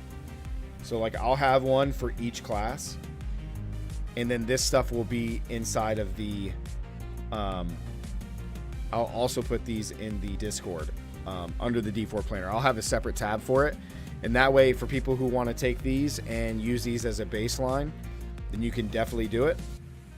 And obviously you can change anything you want. This is just kind of stuff that we've came up with as a team. So but I'll have one for leveling, and then we're also going to have another spreadsheet for all of our endgame builds, which is going to be really cool. I wonder how much greed I can get away with. I saw a rogue build that is fully damaged and isn't even running Dark Shroud. Dude, that is full glass cannon, brother. Holy crud. Whew. Yeah, I'm down. Let's do a Necro build. That'll be great. All right, guys, I think we're pretty set here. I think this is really good. I really like this. Lightning Spear is great, and then Hydras. Now, real quick, before we finish this, is there any other abilities that we need from aspects or codexes? We don't need that. Nope. See, I like this one. When we stun somebody, we deal more damage. So, like gloves, aspect of control. I can't. Yeah, because I guess we could put that in there, maybe. I mean, this one's still okay, but we're not going to use it. Let's see. I just want to double check. See, this one's really good too. This one's good. The damage reduction to become even more tanky. Basic skills, that's nice. Nope, that's ice shards. Distant enemies have a chance to become stunned. See, this one's still okay. Shared mastery. When you hit a crowd control enemy, there's a up to chance for that crowd control effect to spread to another enemy. Ooh. Yes, Deadly Dog. I'm so ready, man. Oh, by the way, guys, I have a huge announcement. Huge announcement that we are going to have. Let me pull up the calendar. So, guys, the Strongest Under the Heavens tournament has closed. I have a picture of all the combatants. So this day here, the 31st, this stream on the 31st, we'll be doing the Strongest Under the Universe tournament. We are going to be congratulating our Power Levels winner for being the most active in the Discord. We're doing both those days, and then also on that day, I'm announcing a huge announcement. So make sure you be there, because then Thursday, June 1, Diablo 4 releases, man. So be here on the 34th. It's going to be huge. Let's see. Lucky hit. When you hit a crowd control enemy, that's okay. After immobilize wears off, they're slowed. Oh my god, that's cool. We got that. We got Splinter Energy, right? Yep.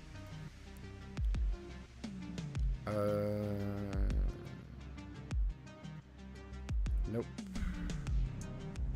When you have barrier active, damaging elite grants you a barrier. Like that stuff's okay. We got Umbral. Oh, see, this is a legendary one that we're gonna want. Hopefully when we find it. Chain Lightning has up to a 35% chance to chain to 2 additional times. Like, that's insane. Taking direct damage has a chance to reset. Nope. Don't care about that. Nope. Nope. Nope. Just double checking, guys, and then we're going to do Necro. I have an idea for Necro that I'm really excited about. We got Incendiary, right? Yeah, Incendiary is going to be the one that we put on our amulet, because a 15% chance to restore 10 mana is huge. But because this is... we can't put it on there. It's messed up for some reason. Let's see. Yep, we got that. Just double checking, guys. Anything that we could codex with. Ice armor makes you unstoppable. That's nice. Okay, so yeah, we're good. All right. Wow, man. 10 primals so far today. Raze, you're insane. Well, are you ready? Yes. New contest. First person to get a Shaco gets signed pick of war and Druid cosplay. Oh my god, dude. That's insane. That's insane. All right. I think this one's good, guys. I think this is pretty nice. I kind of like it. I kind of dig it. Okay, cool. So that one's done. All right, so let's go to build planner. Let's go to my builds.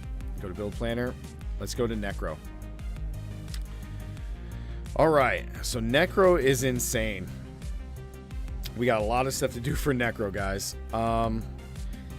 So I'm going to say right off the bat, the main thing that I want to be using is bone splinters.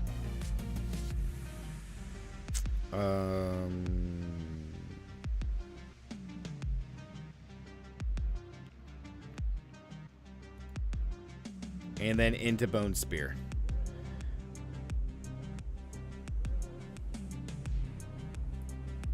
So we're doing bone spear 100%. 100%.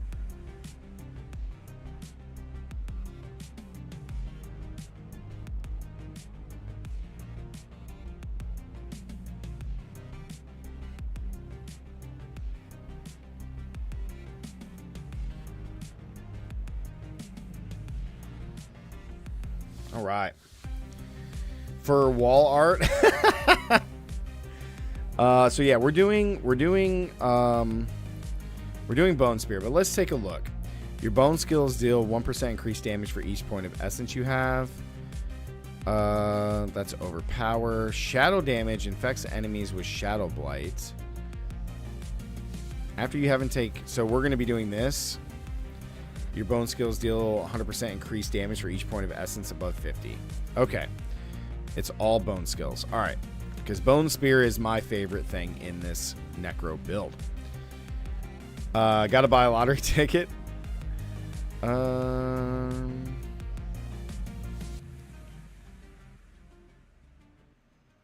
Yes. So we do this. Okay.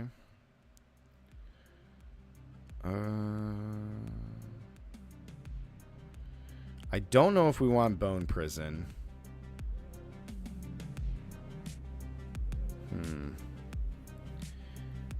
Close enemies.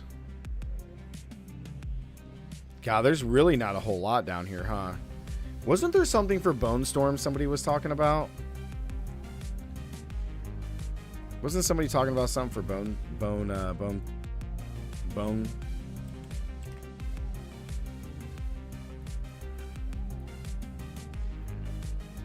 That's bone prison.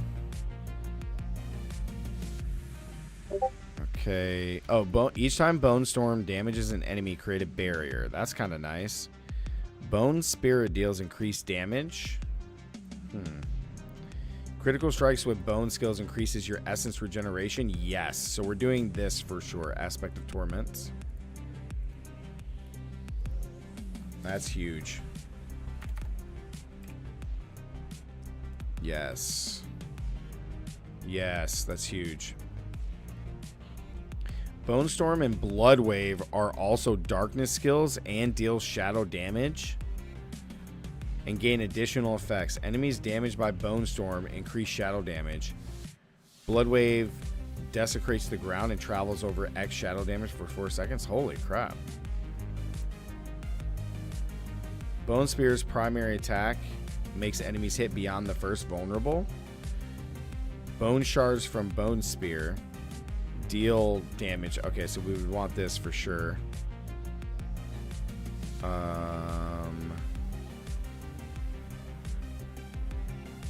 Splintering aspects. So we'll just put it here for now.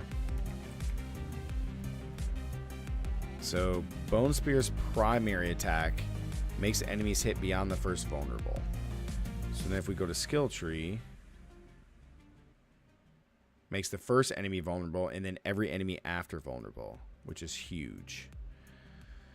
Okay, so let's look down here. Increase the damage and life of your mages. Close enemies take 2% more damage from you and deal 3% less damage than you. That's not bad. Bone skills have a increased critical strike chance for each 10 essence you have upon cast. That's kind of nice. After critically striking 10 times with bone skills, your bone skills deal 5% increased damage. Yeah, that doesn't seem that good.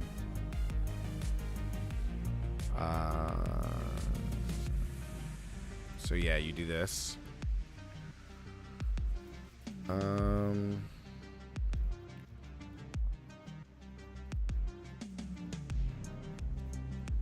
Bone Spear just seems to be the way to go.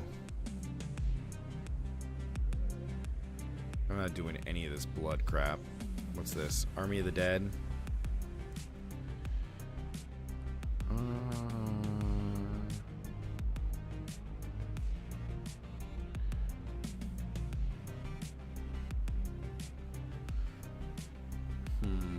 Okay, so what do we got? 31 points left.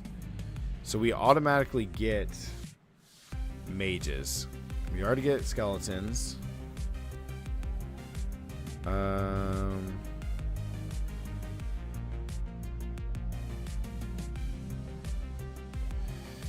After the hotfix minions, well, it got hotfixed to be better, so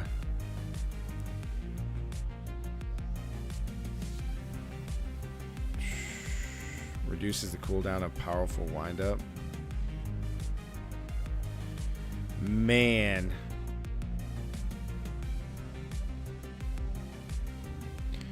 So each time you critically strike, your skirmisher warrior's next attack critically strikes and deal damage. But they have 15% reduced life. Durable shield bearers with 15% increased life. So we got to do defenders. Every 8 seconds, your skeletal defenders negate the next instance of direct damage they would take. That's pretty good. So we do this. Because we just need them to be up, right? And then mages.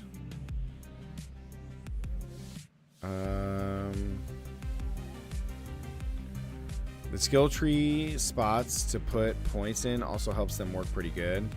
Deadly Dog, we're doing a leveling, so we're not getting any... Oh, you're talking about on the normal skill tree. I got you. I think we dumped the... You're messing... so we do this. You deal 50% increased damage to vulnerable enemies because we're going to have vulnerable, and then we keep our bone golem.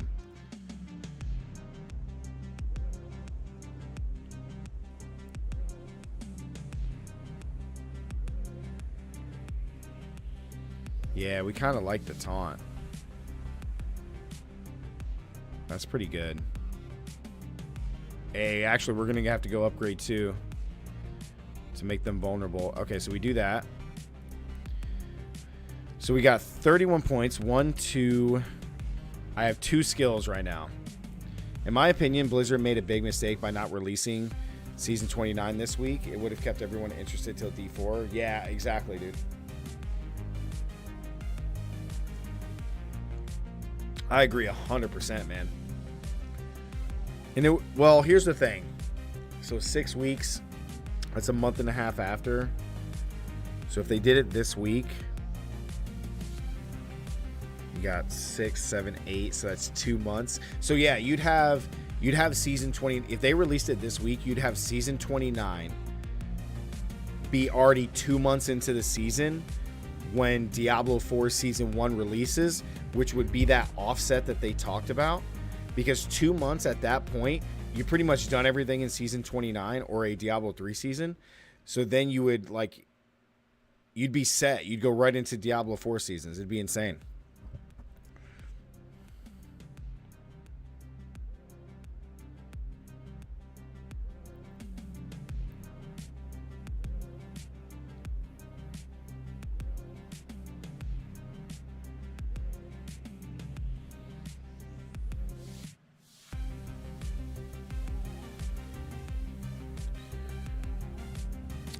We're not going to do Corpse Explosion, unfortunately.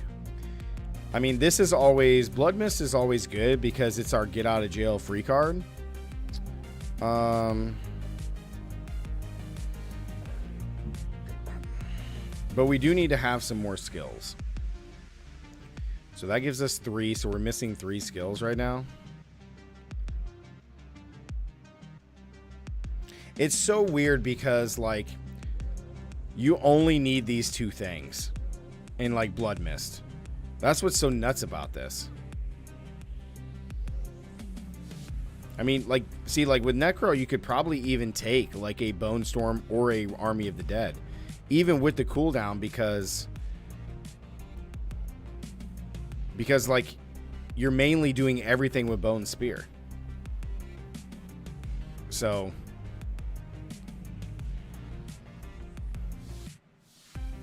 I mean, that's kind of nice. So Bone Spear or Bone Storm.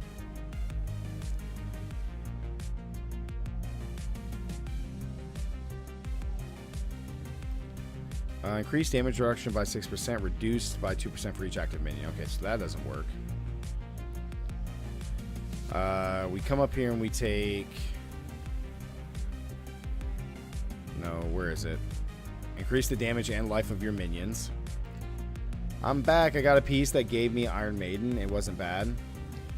Iron Maiden. Curse the target area. Enemies affected by Iron Maiden take 10% damage each time they direct damage.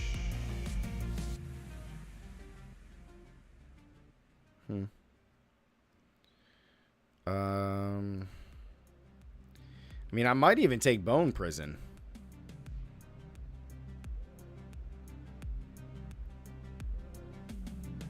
I mean, that's pretty good. Yes, because we're making everything vulnerable. So we do that. So we got Bone Splinters, Bone Spear, Blood Mist, Bone Prison, and Bone Storm. Vaders, what's up, dude? Welcome back, brother. It's over 9,000! Increase the damage on life of your golem. Yep, let's go ahead and do that. For every 5 seconds, your skeletal priest's healing will heal your skeletons. I don't have skeletal priests.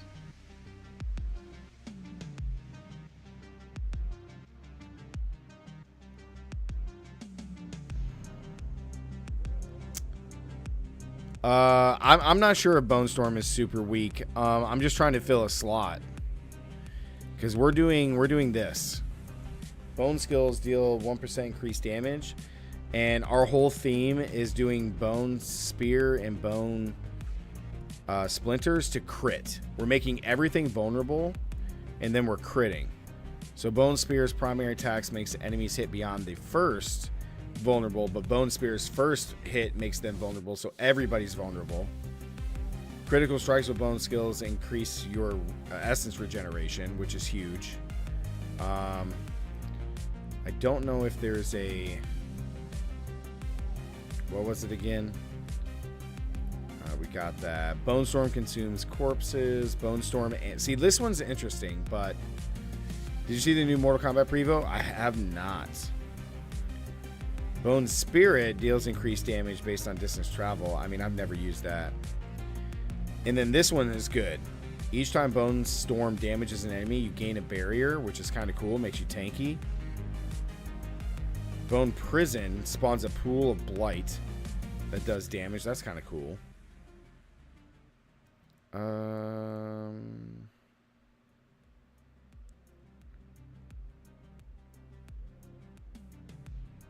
Yeah.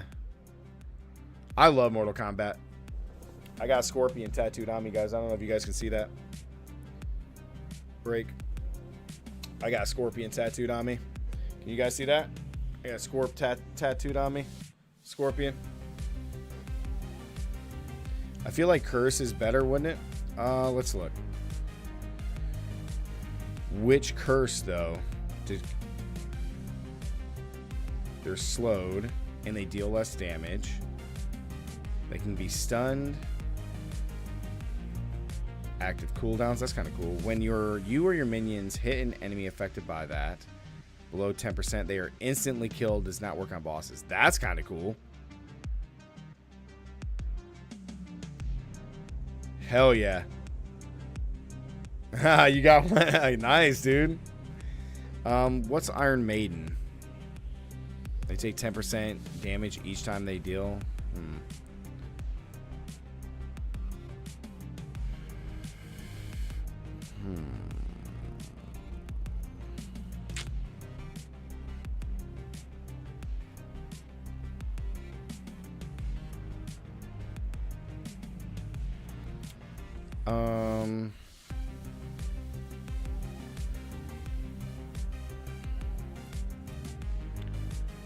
When you or your minions hit an enemy affected, they instantly die. Enemies hit while affected with Decapify have up to a 15% chance to reduce your cooldowns. Ah, no, we would take this. Oh, dude, I'll have to check that out, man. Nice. Female Grim Reaper. Hell yeah. We're not doing mages. We're not doing mages because we're doing... You deal 50% increased damage to vulnerable enemies.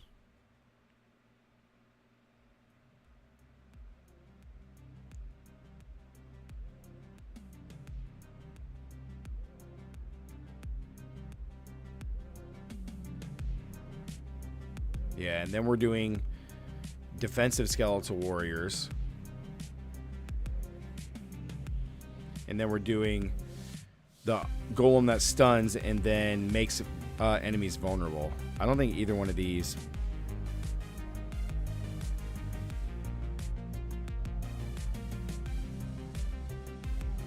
Okay, that's fine, whatever.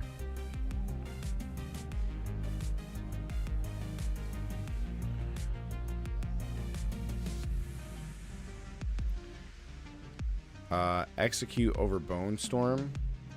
Yeah. So we got 1, 2, 3, 4, 5. I'm missing a skill. I don't like that. Consume all my essence. I don't want to do that. I guess you have to do...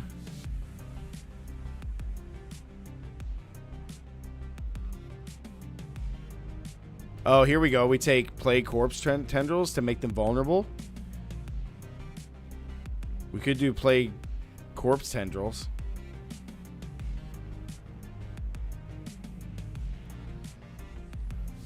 Raise Skelly is your... Oh, yeah.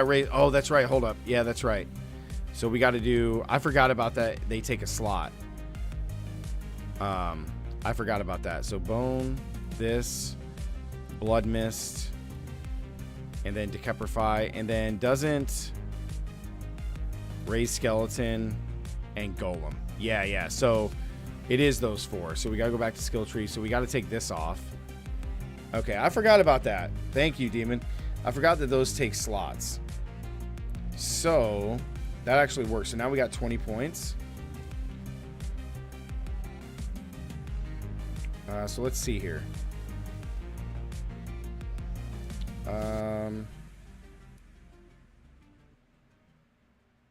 You deal 3% increased damage to curse enemies. So we could do this. Could have this to have more curse damage.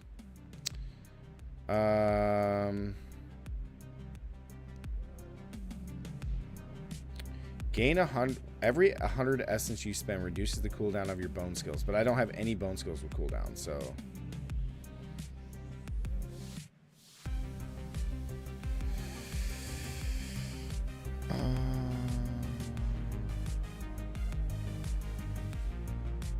Oh, so what you're saying... Oh, what are you saying? To quick bar this?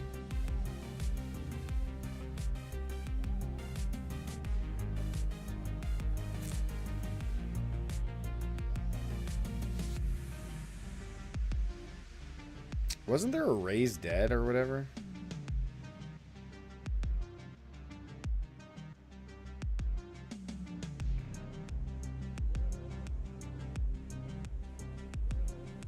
Man, I don't know. Oh, so you're talking about just like...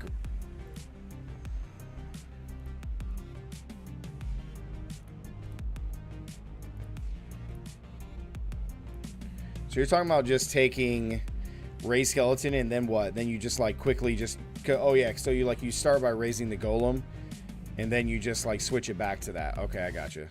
Yeah, because I like Bone Prison.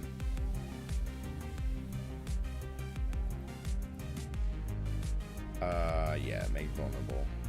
Okay, so now we got 14 points. The ultimate does take a slot. Yep. So we got 14 points here. We don't have skeletal priests. I'm assuming that means mages.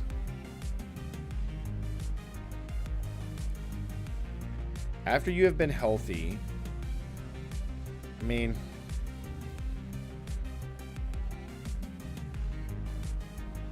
this is kind of nice. This is kind of nice. I mean, your minions cannot lose more than 45% of their maximum life from a single damage instance. That's kind of cool. I mean, just buff all that. I did buff golems already.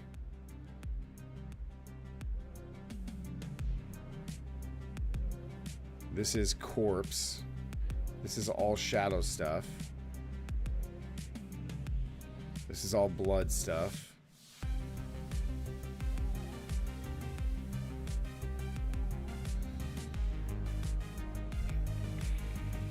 Oh, blood orbs also heal you and minions? What makes blood orbs?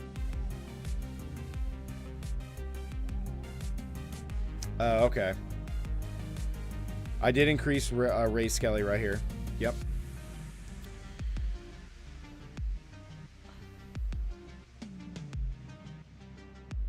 I got blood mist 1 point.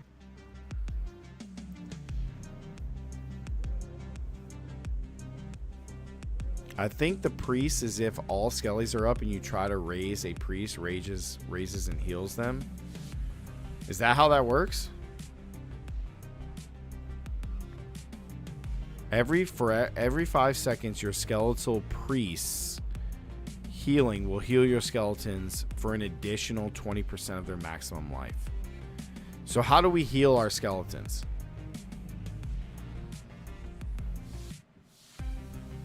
I don't even know if I need this. That's the thing.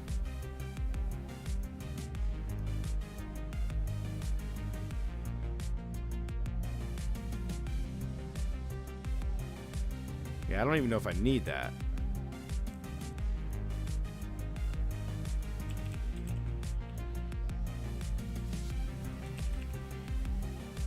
Oh, using raise. Okay, gotcha.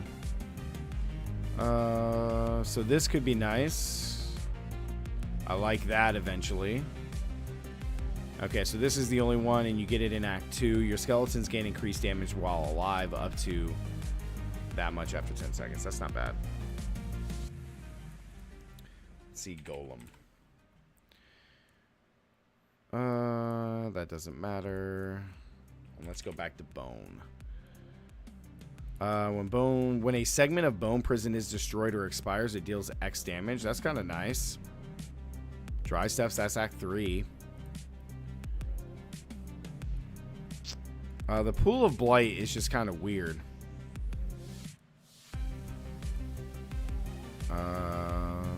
Yeah, and I got that. Okay, so we're good there. I mean, this is kind of nice, but eh. All right. So I think these two are our main ones that we need. So we got that. So we got 5 points left, guys. If you have max number out, they heal. So as long as I have max skeletons and I press raise skeleton, it'll heal them. It will heal all of my skeletons for an additional 60%. So how much do I heal when they're up? Let's see. You raise a skeleton from a corpse to fight for you. Once all of your skeletons have been summoned, Raise skeleton briefly summons a skeletal priest to empower your minions for 5 seconds, increasing their damage by 20% and healing them for 10. Okay. So then this says the skeletal priest will heal your skeletons for an additional 60. So that means they'll heal for 70%. It heals nothing. Heal seems very low to me, but why bother? Just make a new one when dead. I guess that's true. That's not a bad point. So I guess, do we have a way to...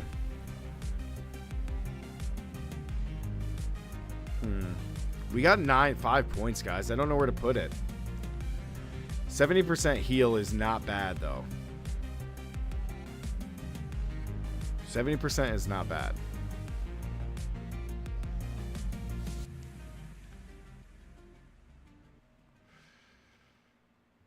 Does it increase their damage?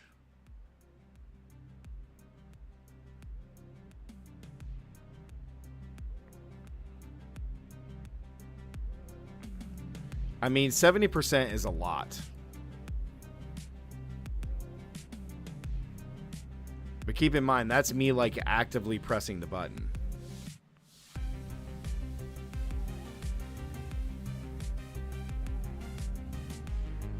Because this is my get out of jail. So we walk up, we save this for like a big mob or a boss. We decrep them. And then all we're doing is using these two things while our stuff fights. So yeah, I mean, we could always be popping this.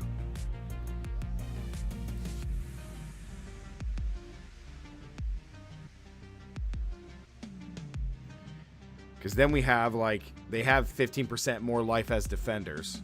That's what I'm going to go with because they die so easily. And then every 8 seconds, they negate an attack of direct damage that they would take. So they stay along. They're much tankier. And then our golem stuns them and makes them vulnerable. And then we have the golem where you increase the damage and life of your golem by never 75%, which is huge. So I think we maxed that out. We try that. We got what, 2 points left, guys? Where do we put the 2 points?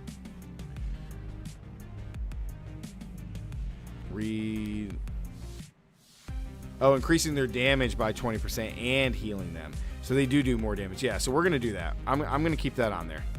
I like that. We're gonna max all those out. I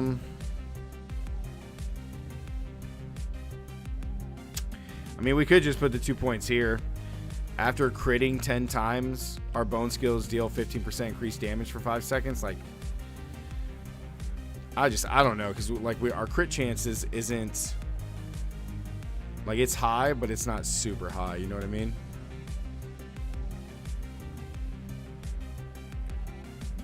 Oh, we could do this. Just increase our maximum essence to 9. Since we're making bone spear cost more. I think we just do that. What do I get for more points in bone prism? So the cooldown goes down, and then it looks like that's it.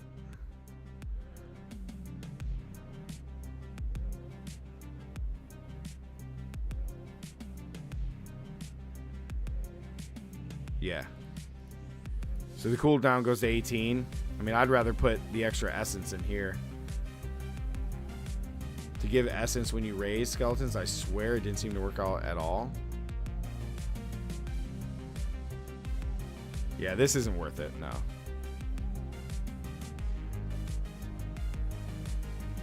I think we're pretty set, man.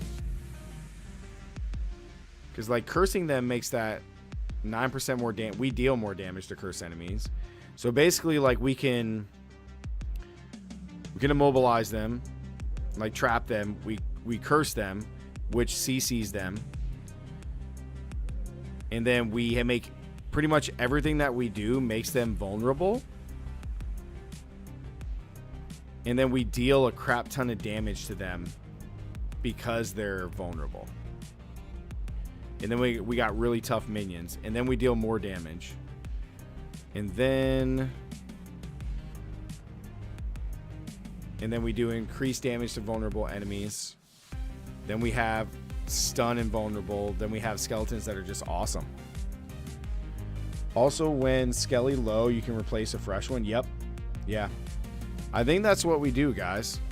So let's look. Let's see if there's anything else that we could take. So they gain increased damage while alive. That's nice. So this could be good. We get it in Act 2. So aspect of reanimation. We can just put this on gloves for now.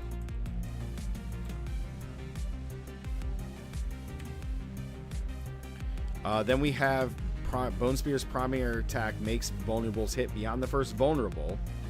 Bone shards from Bone Spear deal increased bonus damage to vulnerable enemies and pierce them. So then we have Bone Spear, which the first enemy becomes vulnerable. And then with that power, everything after it becomes vulnerable. And then when Bone Spear breaks into 3 shards, when it's destroyed, it deals 25% damage to each. But then this makes us deal bonus damage and make all of those vulnerable. So that's huge. And then crit strikes with bone skills increase our essence regeneration by a lot. So these are the 3 main, I think. This is going to be Necro Bone Leveling Guide.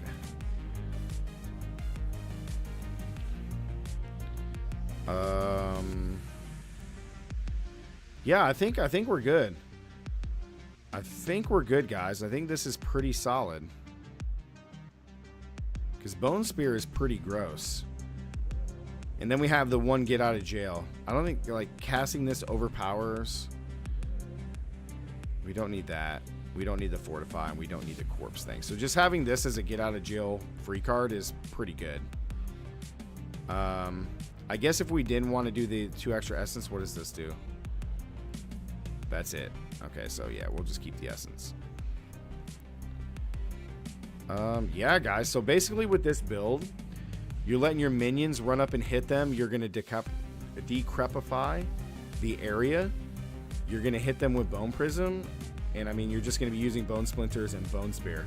I mean, it's going to be insane. We deal a lot of damage. And every enemy that you hit is going to be vulnerable. And you're just going to crush them. Because vulnerable by itself, you deal how much more?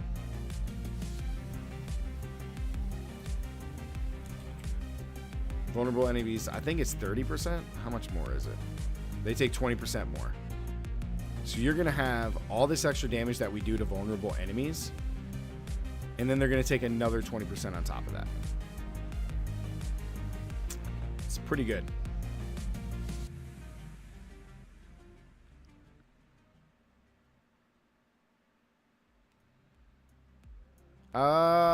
Yeah, that's true. So we could drop this down and do this. That's a good point, Demon. That's a good point. I like that. Because if we do this, we get, what, for how long? How many seconds does this go for? So we get 3 seconds. Okay, so that doesn't change. So basically, we get 3 corpses to resummon. That's not a bad idea. Yeah, that's good. Yeah, we could do that. Yep, gives us 3 minions back. So yeah, that's a good little recovery. And then as we kill them with Bone Spear and stuff, we can just summon more. Yeah, that's good. Save. All right. Very nice. Very nice. I dig it. Yeah, I dig it. Yeah, this is going to be good. This is excellent. All right, sweet. Saved up. Let's go to my builds. So we got Druid leveling build, Twisted Blades. Let me change these names real quick. Rogue Blade leveling. Barb upheaval leveling. Sorc leveling. Let's change this to Sorc. Lightning leveling. And then we got Barb upheaval, Sorc lightning, Rogue blade, Druid. Let me change the name for this. This is going to be Druid Earth leveling.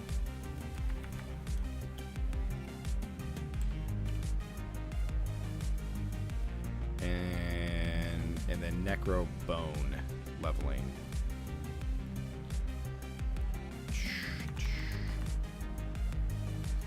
Sweet. All right, guys. Like burn lightning. Yeah, I mean, that's true too. We could do that. Burn. So we got to do... we got to leave it as lightning. I don't have enough characters. All right, sweet, man. Okay, so we got a bar build, Sorc build, rogue, druid, and necro. I got druid already done on the sheet as well as in the planner. So I will share these links, guys, for rogue, necro, barb, and sorc in the planner, and then I will work on the sheet for you guys. And then once I get all 5 classes done on the guide in the sheet to show you what to take as you're leveling, then I will share that for you guys. Ooh, Sorc hybrid? Yeah. Ooh, yeah, that's better. That's better. I like that better. Sorc hybrid leveling. All right. Yeah, I mean, it's not necessarily hybrid. We're still doing all lightning pretty much, but the burning is secondary. So I like that. Yes, absolutely, Demon. So we have all of these builds. I wish I could reorder these, but that's okay. So we have a leveling guide or a leveling build chat for each class. So I really hope that these builds really help you, kind of give you just a baseline pretty much, and just something you can look at. And we finished it at 10:30. This is perfect. So this is just a baseline, guys. This is stuff where I've worked on with you guys. I really do appreciate everybody's help with this. This is absolutely fantastic. These, definitely use them just as a baseline. If you want to change anything, by all means do that. But this will be in there for you guys. I think these are some of the better builds, or some, I shouldn't say better. These are some good leveling builds for all skill levels, whether you're new, a veteran to Diablo in general, but I think these are all really solid for any kind of playstyle, let's say. The rogue one is my personal favorite besides like the druid one, but I'm actually really kind of cool to play necro or sorc. The upheaval is actually really insane too. With all the berserking, I'm actually kind of really excited to play that. So yeah, yes, guys. So yeah, use these, and then the spreadsheets will really help you out as you're leveling. And again too, like you can take the leveling with the sheets, and you know, if you really want to change like 1, 2 in a position, by all means, but the way I have it is just what I think is best. But obviously you can change things. Like if you want to take, like for example on druid, I have at level like level 8, 9, and 10 taking each step of blood howl. So like on levels 8, 9, and 10, I have you taking this, this, and this. And then the next 4 levels after that, you're maxing this. Like if you wanted to go, I'm just going to take blood howl and then max landslide, like by all means, you can definitely change it. This to me is just the best way to do it, in my opinion. But this is really cool, guys. So we have, I'll get these uploaded for you guys so that way you can look at them. And I'll get the spreadsheets done. Next after that, I have the Storm Werewolf endgame build for Druid, which I'm really, really excited about. Oh, man.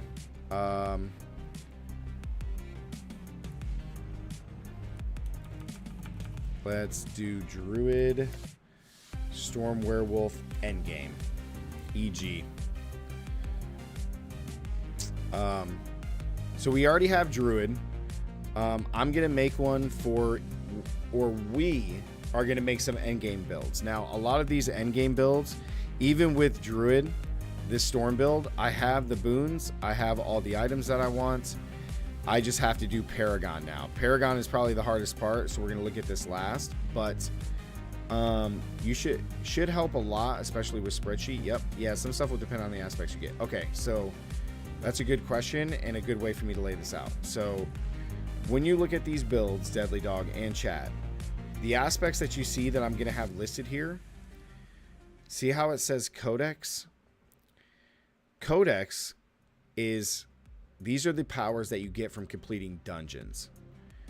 So the reason that on any of the leveling builds that we have, you'll see these because you are guaranteed to get these, right? That's why, for example, on the Druid build, for example, like let's go to Druid Earth leveling.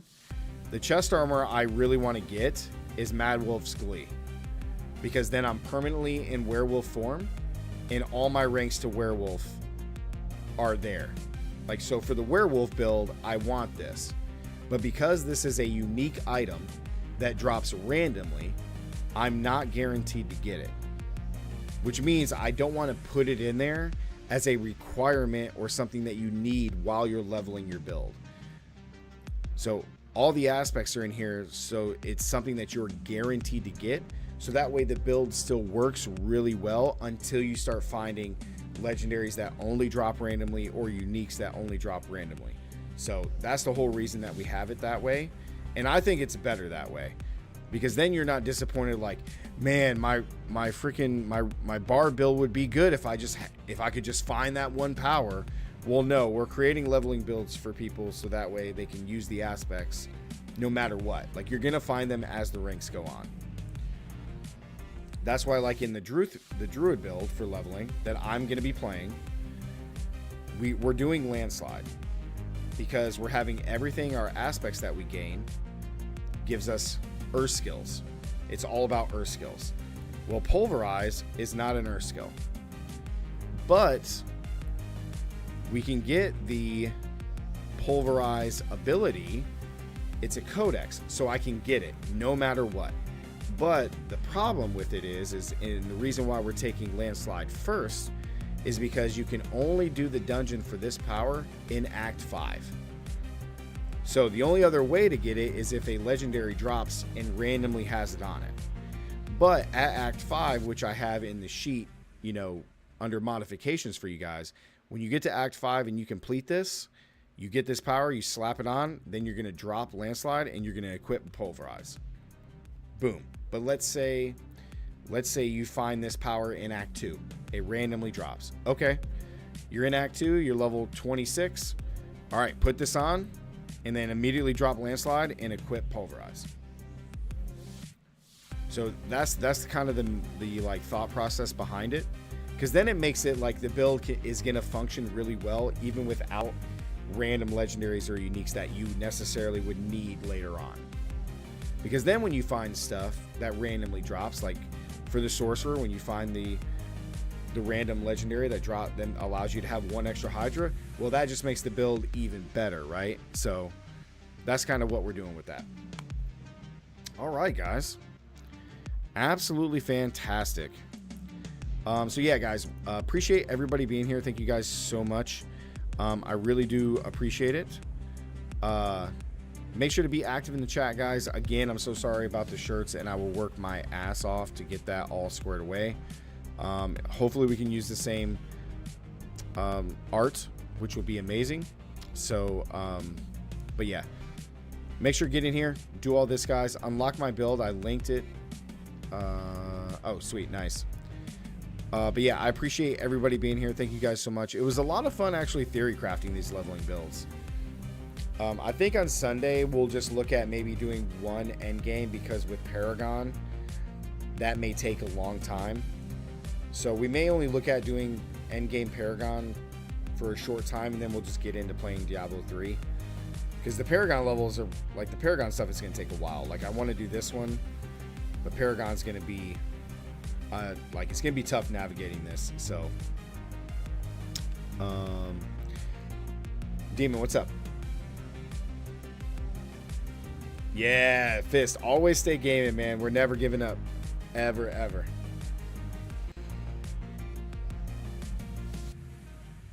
In your Discord in the start area, I can't see server rules.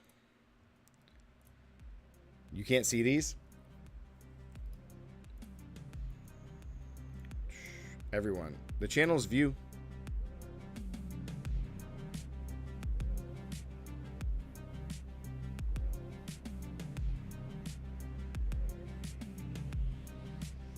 You can't see server rules.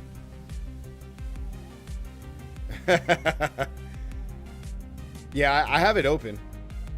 Because so when somebody joins the Discord, this is the first thing that they get, and then they can't see anything else until they hit the plus. You guys have already hit it, so anybody who hasn't, that's why I made the announcement, because I updated the rules, especially about the posting external links to videos or clips. But I changed the permission on it so that way, because after people like get in, I want them to still be able to see it. So, but what I could do is I could just add roles, and let me see. But everyone should be able to see it. Okay, it's back. Okay, sweet. Awesome, awesome. Sweet. Yeah, so that way people can always see this. But yeah, guys, get in there. Look at the questions of the day. I really appreciate all the interaction. I really love questions of the day to get to know you guys a little bit better in the gaming space. I actually love this. We got our events coming up. Big shout out to Demon again. We got Strongest Under the Heavens coming up, guys. Good luck to everybody there. And yeah, guys, just a quick reminder, just make sure you're using the right channels for the right things, and we'll be good. The planners for the members, all this stuff will be updated tonight, guys. I'll have all the builds that we just made on here. So really excited about that, man. Really excited about that. Yeah. God, I really wish we could play more Last Epoch. Man, I missed that game. That game was real fun. That game was real fun. No worries, Demon. Okay, guys, I really do appreciate everybody being here. Thank you guys so much again. I absolutely love the community. I love you guys. I really do. Like, just so thankful for you guys being here each and every time that we stream, man. I cannot wait for Diablo 4 to release. We got 12 days, 20 hours, so it is going to be an absolute blast. You've been updating it like crazy too. Hell yeah. So yeah, guys. Yeah, man. See you guys Sunday. We will see everybody Sunday. We're going to work on the endgame Paragon stuff for this if I don't already complete it, and I'll just go over it. And then maybe we'll do one more endgame build. Because Paragon's going to take a lot, but yeah. So, but yeah, guys, I will see everybody then. Thank you guys so much. I appreciate all the Dark Helm with the renewal, and then who was it? It was I'm shouting it out. I don't want to be wrong. Don't want to be wrong. Can't do that. Can't do that. Prophecy with the gifted memberships. I really do appreciate the love, man. You want to try to make a build that makes me want to play on launch? Yes, Prophecy. Thank you, Nova. What I'm playing on launch will be this build. I will be playing my Druid Earth leveling build. And then when I get to endgame, I mean, if you come up with something really cool, Demon, definitely, but I'll probably be switching to Druid Storm Werewolf. This seems really fun, but I'm really excited to play Pulverize because that was probably my favorite thing throughout it. So, but yeah, guys, thank you so much. I will see everybody Sunday, ready to rock and roll. Have a great weekend, guys. Be safe, take care of each other, look after one another. And as always, stay gaming, and I'll see everybody Sunday. Demon, you might make me do that. We'll see. There's a lot of good creative Druid builds. So, guys, stay gaming. See everybody Sunday, guys. Have a great weekend. Peace. Didn't know if you knew, but this trucking man I just fixed all to be same. Wait, what? Appreciate you guys, man. It's over 9,000. Have a great night, guys. See everybody Sunday. Peace.